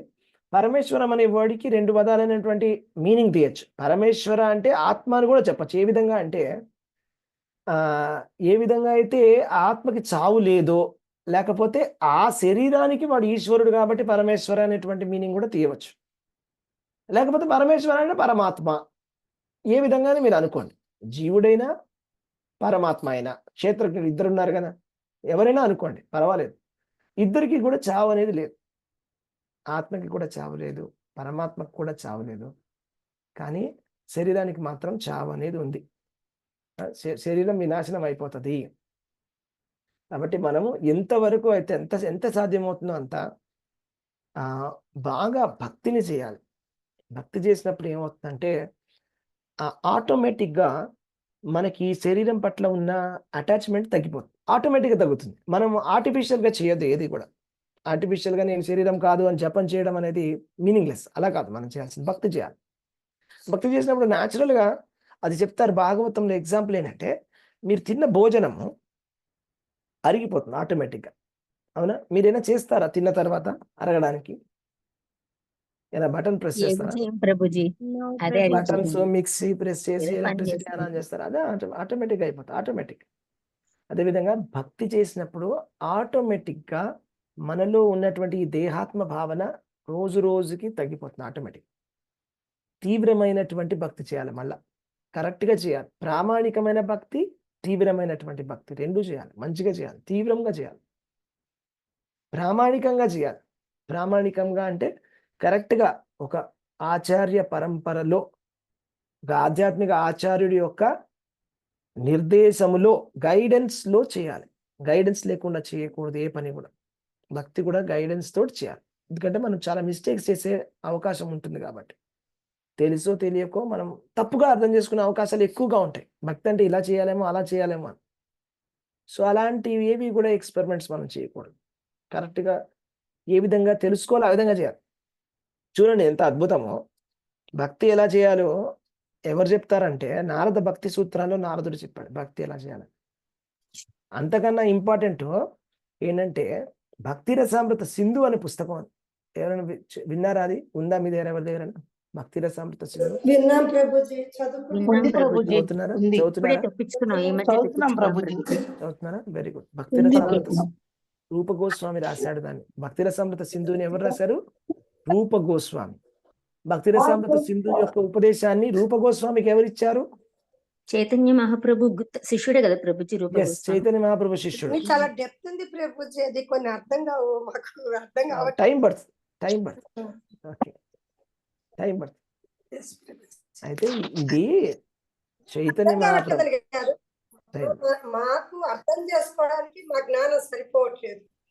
దానికి కొన్ని సంవత్సరాలు పడుతుంది మాట, కొద్దిగా టైం పడుతుంది. ఓకే, చాలా డెప్త్ నాలెడ్జ్ అది. భక్తి రసామృత చాలా ఎన్నో సంవత్సరాలు పడుతుంది. ఎంత చదివినా మనకి ఇంకా అర్థం కాదు, ఎందుకంటే చాలా లోతైనటువంటిది. దాని పేరే అది ఒక సింధు. సింధు అంటే ఏంటి? సాగరం, సముద్రం. అది సముద్రం అని ఒక రోజు చెప్పే ఇది క్యారెక్టర్స్ గురించి అసలు ఒక్కొక్క క్యారెక్టర్ కి ఎగ్జాంపుల్స్ ఇస్తూ ఎంత బాగా చెప్తుంటారు, అర్థం చేసుకోవడానికే కష్టపోతుంది మాకు. అవునండి, కొంచెం మాట్లాడుతుంది. సో అదే భక్తి రసామృత సింధు చాలా ఇంపార్టెంట్ పుస్తకము. చాలా వివరంగా ఉంటుంది అందులో భక్తి గురించి. అది యాక్చువల్గా మనకి ఏంటంటే చైతన్య మహాప్రభు శ్రీకృష్ణ భగవానుడు, దేవాది దేవుడు. ఓకే, ఆయన రూప గోస్వామికి, సనాతన గోస్వామికి ఉపదేశం ఇవ్వడం జరిగింది. రూప గోస్వామి ఆయన ఆ ఉపదేశాన్ని ఆయన సరళంగా మంచిగా సంస్కృత భాషలో రాశారు. భక్తి రసామృత సింధు అనే పుస్తకాన్ని రాశారు. ప్రభుపాదుల వారు ఆ పుస్తకాన్ని మనకు అర్థమయ్యే విధంగా సరళీకృతము చేసి తెలుగులో రాసి ఇచ్చారు, భక్తి రసామృత సింధు అని. ఇప్పుడు ఆ పుస్తకం చదివితే మనకు తెలిసి వస్తుంది అసలు భక్తి అంటే ఎలా చేయాలని, సాధన భక్తి ఎలా చేయాలి, సాధన భక్తిలో ఉన్నటువంటి నియమాలు ఏమిటి. ప్రభుజీ రూప గోస్వామి రాస్తే ప్రభుపాదుల వారు మళ్ళీ దానికి మళ్ళీ విడదీసి రాశారు ప్రభుజీ. అవును, ప్రభుపాదుల వారు దాన్ని సరళీకృతం చేసి రాశారు. ఎందుకంటే రూప గోస్వామి రాసింది సంస్కృతంలో శ్లోకాలుగా ఉంటుంది. శ్లోకం అలా శ్లోకం పెట్టకుండా ప్రభుపాదుల వారు దాన్ని సరళంగా ఒక భాష్యంలాగా రాశారు చదివే విధంగా.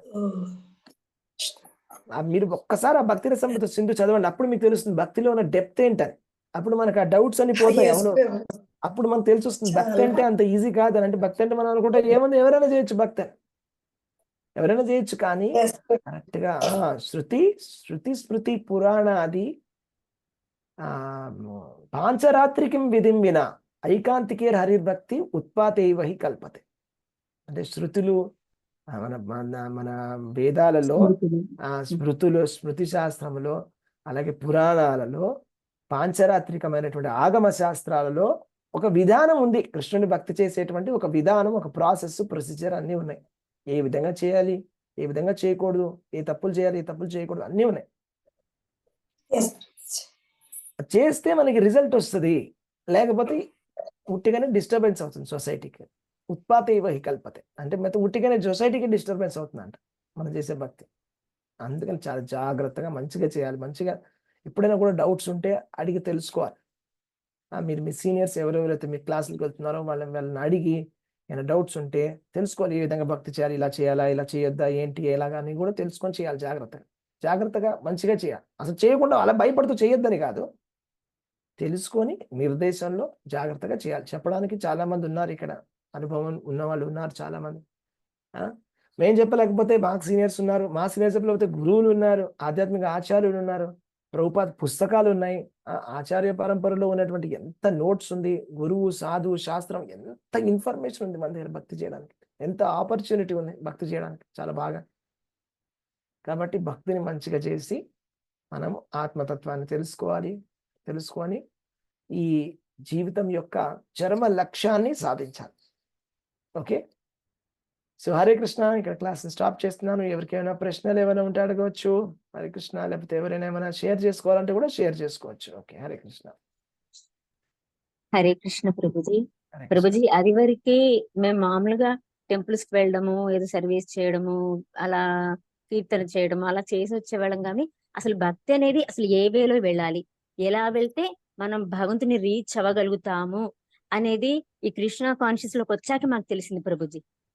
అది వరకు వెళ్ళాము కానీ దానిలో మనం ఏంటంటే భక్తి చేస్తే మంచిది, భక్తి చెయ్యాలి, అది మనకి మంచిది అలా తెలుసు. కానీ అసలు మరి అలా దానికి ఎట్లా మార్గం అనేది, ఎలా భగవంతుడితోటి మనకి మార్గం ఎలా ఏర్పడాలి అంటే మాత్రం మాకు ఈ కృష్ణ కాన్షియస్ లోకి వచ్చాక మేము పూర్తిగా తెలుసుకోగలుగుతున్నాం ప్రభుజీ.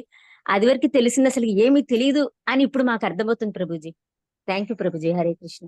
హరే కృష్ణ. ఏదో కోరికలతో వెళ్ళినట్టు వెళ్ళేవాళ్ళమేమో ప్రభుజీ. ఏదో విధంగా ఇది చేస్తే అంటే అది కోరికలు అంటే కాదు, కానీ ఏదైనా చేస్తే ఏదో మంచి ఫలితం వస్తుంది, మనకు పుణ్యం వస్తుంది అన్న భావంతో చేయడం, అది అలా చేసేవాళ్ళం ప్రభుజీ. అంటే మనం ఏదైనా పూజ చేస్తే ఆ ఫలితం వస్తుంది, మనకు పుణ్యం పెరుగుతుంది. కానీ పుణ్యము పాపము కూడా సైమిల్టేనియస్ గా రెండూ పెరుగుతున్నాయన్న భావంలో కృష్ణ చైతన్యంలోకి వచ్చాకే తెలిసింది ప్రభుజీ. అంటే రెండు వస్తున్నా, అది పెరుగుతుంది ఇది పెరుగుతుంది తప్ప రెండు ఎప్పుడు నల్లిఫై అవ్వవు అని ఇప్పుడు తెలిసింది ప్రభుజీ. అంటే మనం అంత ఇప్పటి వరకు కూడా దేహాత్మ భావంలోని ఇదంతా చేసాం ప్రభుజీ. నేను ఆత్మనేని కృష్ణ చైతన్యానికి మీలాంటి గురువులు, ప్రభుజీలు, మాతాజీలు అందరూ చెప్పినందువల్ల ఇప్పుడు నాకు అసలైన జ్ఞానం ఏంటి అన్నది ఇప్పుడు తెలుసుకున్నాం ప్రభుజీ. అసలు నేనంటే ఏంటి, నేనంటే దేహం కాదు ఆత్మని అన్న భావంలోకి ఇప్పుడు వచ్చాము. ఇప్పుడు జ్ఞానం మొదలైంది ప్రభుజీ.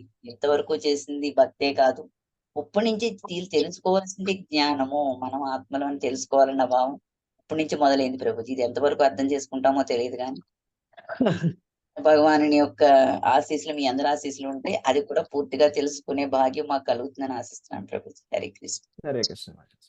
ప్రభుజీ, భక్తి రసామృత సింధు కూడా ఎవరైనా క్లాస్ చెప్పేది ఉందా ప్రభుజీ? ప్రస్తుతానికి అయితే లేవు. మేబీ ఫ్యూచర్ లో ఏదైనా క్లాసెస్ మేము అరేంజ్ చేస్తాం.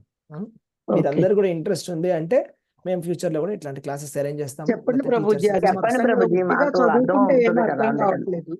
ఖచ్చితంగా నేను చెప్పిస్తాను. ప్రభుజీ, మీరు చెప్పే బోధనలు వింటున్నాం కానీ పేర్లు అనేవి ఎక్కువ ఉంచుకోలేకపోతున్నాం ప్రభుజీ. ఎవరు పరంపరగా, ఎవరు ప్రభుజీకి, ఎవరు గురువు, ఇలాంటి పేర్లు అప్పటికి చాలా కన్ఫ్యూజ్ గా ఉంటున్నాయి ప్రభుజీ. అదన్నీ ఎక్స్పీరియన్స్ తోటి వచ్చేస్తాయండి. ఏం బాధ, ఒక 2-3 ఏళ్ళు పోతే మంచిగా అన్ని గుర్తుంటాయి. ఏం ప్రాబ్లం. ఇప్పుడు ఇవన్నీ వినటం వల్ల కొద్ది భక్తిలోకి రాగలుగుతున్నాం ప్రభుజీ. ధన్యవాదాలు ప్రభుజీ. ధన్యవాదాలు. హరే కృష్ణ. ఏదైనా భక్తి రసామృత సింధు క్లాసు కనుక అటెండ్ చేస్తే చెప్పండి ప్రభుజీ. ఖచ్చితంగా ఏదైనా సింప్లిఫైడ్ గా భక్తి రసామృత సింధు ఏదైనా చెప్పగలుగుతామని మేమందరం టీచర్స్ డిస్కస్ చేసి ఏదైనా చెప్తాం. ఏ విధంగా సింప్లిఫై చేసి, మరీ కాంప్లికేటెడ్ కాకుండా సింప్లిఫై చేసి బేసిక్స్ చెప్పే విధంగా ఆలోచిస్తాం. ఏదైనా క్లాస్ ఆలోచిస్తాం ఖచ్చితంగా.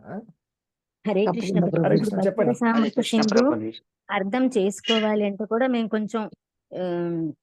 ఇంకొంచెం బుక్స్ చదివి ఉంటే ఇంకా తేలికగా అర్థం అవుతుంది అంటారా?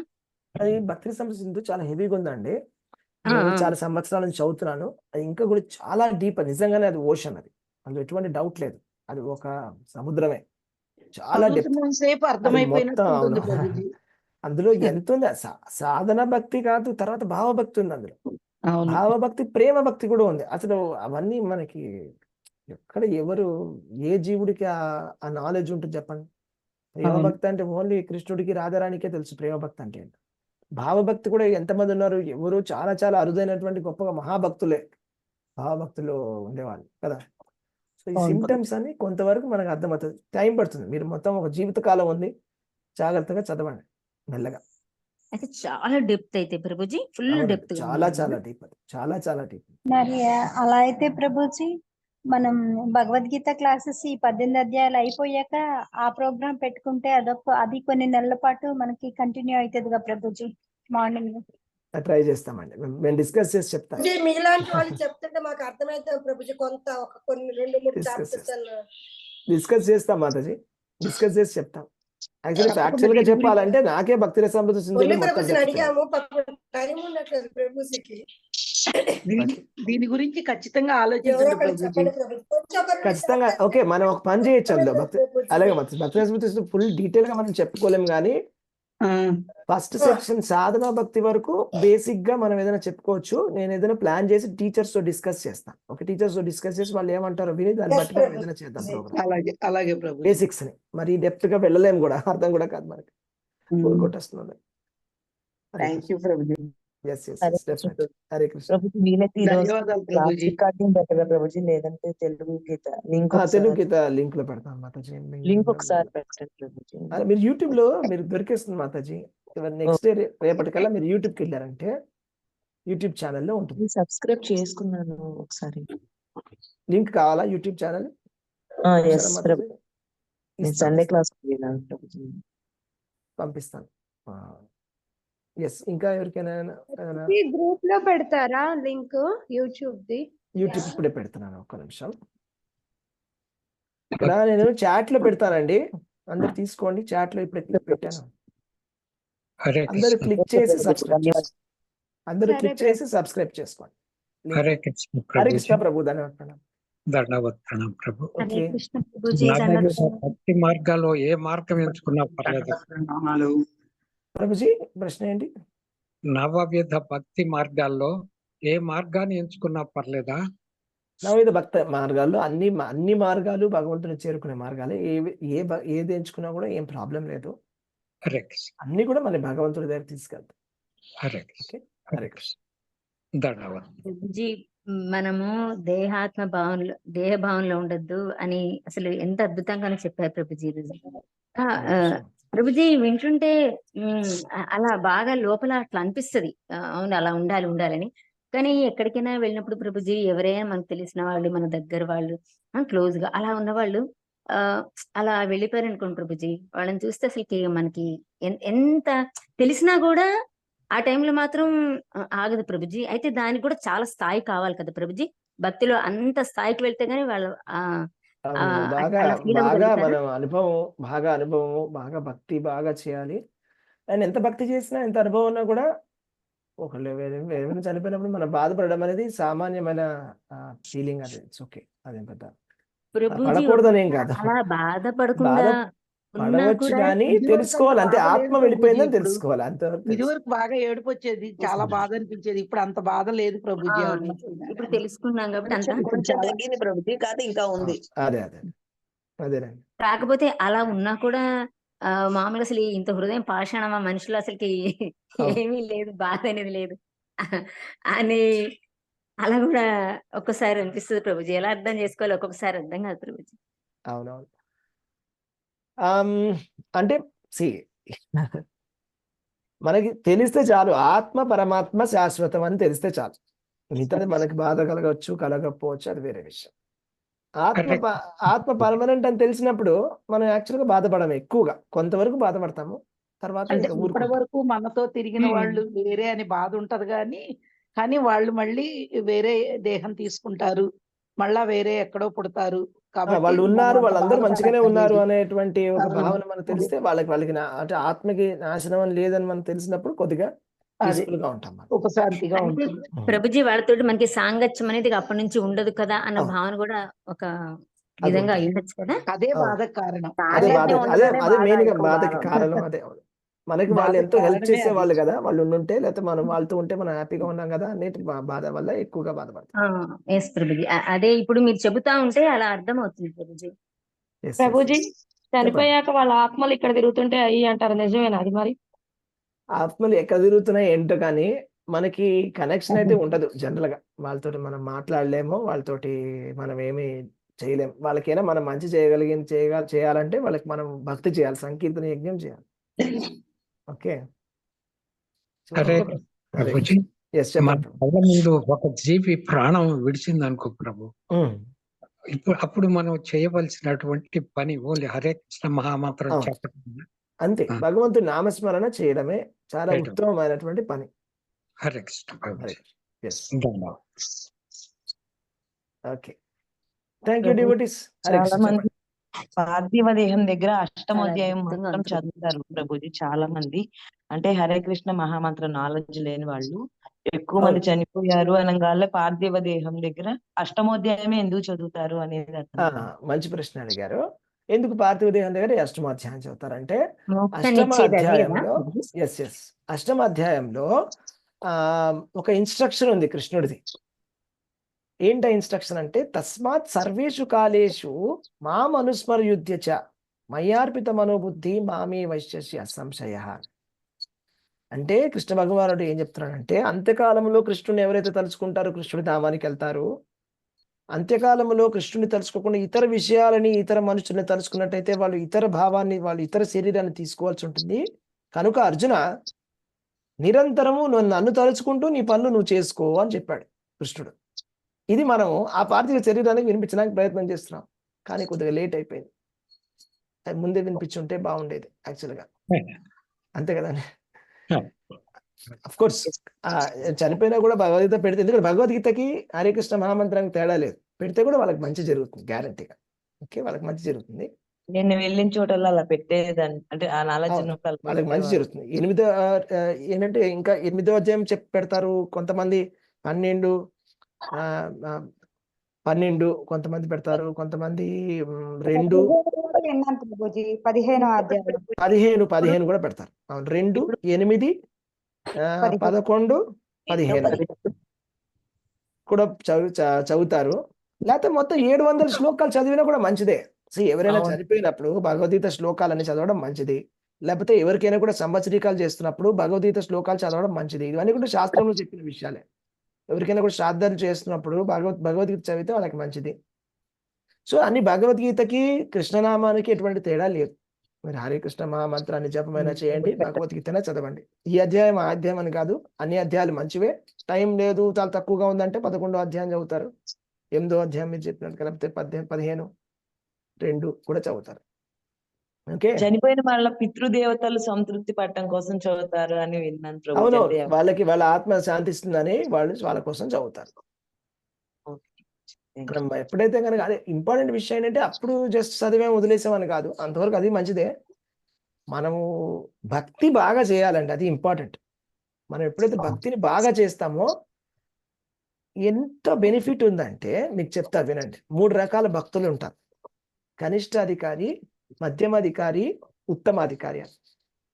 కనిష్టాధికారి భక్తుడు అంటే ఏంటంటే బేసిక్ డివోటీ, అంటే గుళ్ళో దేవుడు ఉన్నాడని నమ్ముతాడు.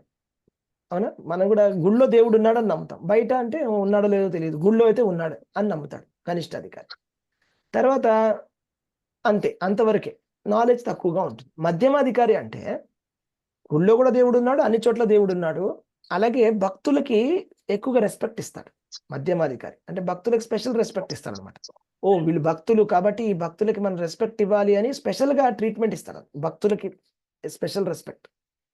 అది మధ్యమాధికారికి. ఇంకా కొద్దిగా నాలెడ్జ్ ఎక్కువగా ఉంటుంది మధ్యమాధికారి. ఉత్తమాధికారి అంటే అంతా కూడా భగవంతుని చూడగలుగుతాడు, అండ్ ఆయనకి ఏంటంటే ఎవరినైనా కూడా కన్విన్స్ కూడా చేయగలడు. ఇప్పుడు మీరు శాస్త్రం ప్రకారంగా ఎవరైనా కన్విన్స్ చేయగలడు, భక్తి ఎందుకు చేయాలి, భగవంతుడి గురించి ఎవరికైనా ఆన్సర్ చెప్పగలడు. ఉత్తమాధికారి అందరిలో కూడా ఆ దైవత్వాన్ని, భగవంతుడిని అన్ని చోట్ల చూడగలడు. చాలా హై లెవెల్ పొజిషన్ ఉత్తమాధికారి. అయితే ఈ గొప్పతనం భక్తిలో నేను విన్నాను, భక్తి సిద్ధాంత సరస్వతి ఠాకూర్ వారు చెప్పారు, ఎవరైతే కనిష్ట భక్తులు కూడా ఉంటారో, అంటే జస్ట్ ఇప్పుడిప్పుడే జస్ట్ జపం మొదలెట్టారు, హరే కృష్ణ మహామంత్రం చెప్పి కృష్ణుడు దేవుడు అని మొదలుపెట్టారు, వాళ్ళు వాళ్ళ 3 తరాలని వాళ్ళు లిబరేట్ చేసేస్తారు. 3 తరాలు వాళ్ళు పైకి వెళ్ళిపోతారు. వాళ్ళ నాన్న, వాళ్ళ తాత, వాళ్ళ ముత్తాత వాళ్ళందరూ కూడా వెళ్ళిపోతారు ధామానికి. వాళ్ళు చేసే కనిష్టాధికారం బేసిక్ భక్తి వల్ల కూడా జస్ట్ స్టార్ట్ చేస్తే కూడా. అదే మధ్యమాధికారి అయితే ఇంకా బాగా డివోషనల్ సర్వీస్ చేసినట్టయితే 14 తరాల వరకు తరిస్తారు. అదే ఒక ఉత్తమాధికారి కనుక అయినట్టయితే 100 తరాలు ధరిస్తాయి. 100 తరాలు ధరిస్తాయి అంటే ఒక 100 తరాలు తాత ముత్తాత అలా పై వరకు. అంటే ఒక ఉత్తమాధికారి భక్తుడు పుట్టాడంటే ఒక ఫ్యామిలీలో ఎంతో అదృష్టం అనమాట. ఎందుకంటే ఎన్నో తరతరాలు అందరూ కూడా వాళ్ళందరూ ధరిస్తారు, భగవంతుడి ధామానికి వెళ్ళిపోతారు. ప్రభుపాద లాంటి వాళ్ళు ప్రభుజీ. ఎస్. సో కాబట్టి బేసిక్ డివోటీ కూడా వాళ్ళ పైన తరాలని తరించేస్తాడు, రైట్. కాబట్టి భక్తి సీరియస్గా చేయాలి. భక్తిలో అంత పవర్ ఉందన్నమాట. భక్తి ఎందుకు చేయాలంటే ఎందుకు చేయాలి. సో మనం భక్తి మంచిగా చేస్తే అందరికీ మంచి జరుగుతుంది, అది 100%. Okay, Hare Krishna. Okay, right. Hare Krishna Prabhuji. Prabhuji Hare Krishna Prabhuji, అది డెప్త్ హరే కృష్ణ ప్రభుజీ, దండవత్సనామం. అది కొంచెం అర్థమయ్యేటట్టు మాకు ఒక్క చాప్టర్ లో చెప్పగలిగితే అది చెయ్యడానికి చాలా అంటే భావాలన్నీ మారిపోతున్నాయి ప్రభుజీ. మా మనసులో అదంతా కల్మషము ఏ విధంగా రకరకాల రూట్స్ చెప్పారు అక్కడ, రకరకాలుగా చెప్పారు కదా. మనలో ఉన్న భావాలు, కోపము, ఆవేశం ఎందుకు వస్తుంది, కృష్ణుని తలుచుకుంటే ఎలా పోతుందని కొన్ని చెప్పారు. ఆ టైంలో వచ్చినప్పుడు ఇట్లా మేమేమనుకునే వాళ్ళం ప్రభుజీ, ఏదైనా కోపం వచ్చినప్పుడు ఒక 5 ఏళ్ళు లెక్క పెట్టండి, ఒకసారి చేతుల నుంచి వేళ్ళు లెక్క పెట్టండి, అట్లా అనేసి అట్లా అనుకునేవాళ్ళు. అంటే అందులో చెప్పినవి భక్తి పరంగా ఎంత బాగా చెప్పారు. ఎగ్జాంపుల్స్ కూడా చాలా సున్నితంగా ఉన్నాయి ప్రభుజీ. మాకు కొంచెం చెప్తే నిజంగా మా భావాలు, మా మనసులో ఉన్న ఆలోచనలు ఈ విధంగా మలుచుకోవడానికి చాలా అవకాశాలు ఉంటాయేమో అనిపిస్తుంది ప్రభుజీ. అలాగే మాతాజీ, ఖచ్చితంగా ఆలోచిస్తాం. విన్నదానికి ఎక్కువ విలువ ఉంటుంది ప్రభుజీ. అవునండి, నిజమే. మనం ఎప్పుడైనా చదివిన దానికన్నా ఎవరైనా చెప్పి అర్థం చేపిస్తే మనకి క్లారిటీ వస్తుంది. అప్పుడు మనం చదివితే ఇంకా బాగా ఉంటుంది. అది కొంచెం గుర్తుంటాయి ప్రభుజీ మాకు. అలాగే మాతాజీ, షూర్, ఖచ్చితంగా. Thank you. డెఫినెట్లీ డెఫినెట్ గా మేము ప్లాన్ చేస్తాం. ఓకే, మేము డెఫినెట్ గా ప్లాన్ చేస్తాం. ఈ 700 శ్లోకాలు అయిన తర్వాత డెఫినెట్ గా ప్లాన్ చేస్తాం. కృప వల్ల మేము అసలు టైం వేస్ట్ కాకుండా చేసుకోవడానికి లేట్ గా చేరామా, ఇందులో ముందుగా చేరామా అది కాదు ప్రభుజీ. మీరందరూ చెప్పినట్టు ఎంత భక్తిగా చేస్తాము అనేది కావాలని తెలుసుకున్నాను. ఒకవేళ భగవద్గీత నిజం కరెక్ట్, అది భగవద్గీత ఆపడానికి లేదు అంటే వారానికి ఒక్క రోజన్నా భక్తి అలా చేయొచ్చు. అది కూడా కరెక్ట్. అలా చెప్పండి. భాగవతం చెప్పినట్టు ఇంకొకసారి ఇట్లా ఇది చెప్పండి ప్రభు. సాటర్డే భాగవతం చెప్పినట్టు సండే పూట పెట్టేసేయండి ప్రభుజీ. సండే. అలాగే మాతాజీ, అలాగే అందరూ కూడా మంచి మంచి సజెషన్స్ చెప్తున్నారు. డెఫినెట్లీ ఇవన్నీ డిస్కస్ చేస్తాను టీచర్స్ తోటి. Okay, Hare Krishna. Thank you very much. ధన్యవాదాలు. హరే కృష్ణ. చెప్పండి. హరే కృష్ణ. మధ్యమ భక్తుడు ఎన్ని తరాల వరకు? 14 తరాలు. 14 తరాలు. ప్రభుజీ, భక్తి రసామృత సింధు గనక మంచిగా అర్థం చేసుకుంటే కోపం అనేది తగ్గుతుంది అంటారా? చాలా 100% తగ్గుద్ది. మరీ దరిద్రపు లక్షణం ప్రభుజీ. అది ఎంత 200% తగ్గుద్ది మాతాజీ. 100% తగ్గుతుంది. చాలా బాగుంటుంది. భక్తి రసామృత సింధు ఏంటంటే మనకి మెయిన్ గా ఎలా ఫస్ట్ బేసిక్ ఏంటంటే అసలు భక్తి ఇంపార్టెన్స్ ఏంటని తెలుస్తుంది. బాగా మాకు ఇంత పవర్ ఉందా భక్తిలో అని తెలుస్తుంది. ప్రభుజీ మాకు ఎగ్జాంపుల్ ఎక్కడో కాదు ప్రభుజీ, మిమ్మల్ని చూస్తుంటే తెలుస్తుంది. మేము ఎంత విసిగించి ప్రశ్నలు వేసినా కానీ, గంట దాకా లాస్ట్ క్వశ్చన్ కూడా దానికి ఎలా చెప్పారో సమాధానం అలాగే చెప్తారు ప్రభుజీ. ఎక్కడ మీ ఓర్పుని తగ్గించుకో మేము చూస్తున్నాం కదా ప్రభుజీ. ప్రతి మాతాజీ గాని ప్రభుజీలు గాని మీరు చెప్పేది మాకు శిక్షా గురువులు అసలు మాకు అదే అనిపిస్తుంది ప్రభుజీ. వీళ్ళు ఎంత సాధన చేస్తారు, మాకు ఎందుకు రావట్లేదు. మీరు అలాగే మీరు జస్ట్ నాకు బ్లెస్సింగ్స్ ఇవ్వండి. దట్ థ్యాంక్ యూ అలాగే ప్రభుజీ. కంటిన్యూ అవ్వాలని బ్లెస్సింగ్స్ ఇవ్వండి మీరు అందరు నాకు. మీరంతా ఓకే, చెప్పకపోతే తప్పకుండా నిజంగా ప్రభుజీ, మేము ప్రే ఒక్క చేస్తాం ఆ, ప్రభుజీ. మీ yes, ద్వారా నాలో మేము చక్కగా అవాంతరాలు క్లాసెస్ వినాలి, రాకుండా భక్తి నాకు సంస్కృతిని వినాలి బ్లెస్సింగ్స్ ప్రభుజీ. ఇవ్వండి ఎంత అలా. బాగా ఎస్, ఒక్క శ్లోకం ప్రభుజీ, ఒక శ్లోకం 2 శ్లోకాలు మనం చెప్పుకొని ఒక గంట మేము అడిగే క్వశ్చన్స్ కానీ మీరు చెప్పే ఆ తాత్పర్యం కానీ అసలు ఎంత ఉంటుందంటే డెప్త్ ప్రభుజీ. అసలు నిజంగా అసలు మాటలు రావు ప్రభుజీ మాకైతే. హరే కృష్ణ, హరే థ్యాంక్ యూ ప్రభుజీ. వెరీ మీరు నైస్. ఇలాగే చెప్తున్నా మేము ఇలాగే వింటుండాలి. హరే కృష్ణ మాతాజీ, డెఫినెట్లీ థ్యాంక్ యూ ప్రభుజీ. డెఫినెట్ గా ఇవన్నీ చేస్తాము. వింటుంటే ప్రభుజీ భగవద్గీత హలో, భావతో మీరు చెప్పేవన్నీ అసలుకి కంట్రోల్ చేసుకోవాలి, కోపం అసలు ఉండదు, ఆ కల్మషం తీసేసుకోవాలి వీక్లీ ఎన్నిసార్లు లోపల వన్స్ చెప్పండి చెప్పుకుంటాం ప్రభుజీ. ప్రభుజీ. పోనీ భక్తుల సమృద్ధ సింధు ఏదో చెప్తాను ఒక చెప్తాను. మూమెంట్ లో వచ్చేస్తుంది ప్రభుజీ. అప్పుడు ఎంత ఫీల్ అవుతామంటే చీ అసలుకి ఇవి కూడా అసలుకి అవును. ఫాలో కాలేకపోతున్నామే, చీ అసలుకి మా మీద మాకు చికాకు వస్తుంది ప్రభుజీ, అసహ్యం వేస్తుంది. హరే కృష్ణ ప్రభుజీ. ప్రభుజీ హరే చేసిన కృష్ణ. తర్వాత బాధ వస్తుంది ప్రభుజీ. అంటే అంతర్మదన జరుగుతుంది ప్రభుజీ ఇప్పుడు.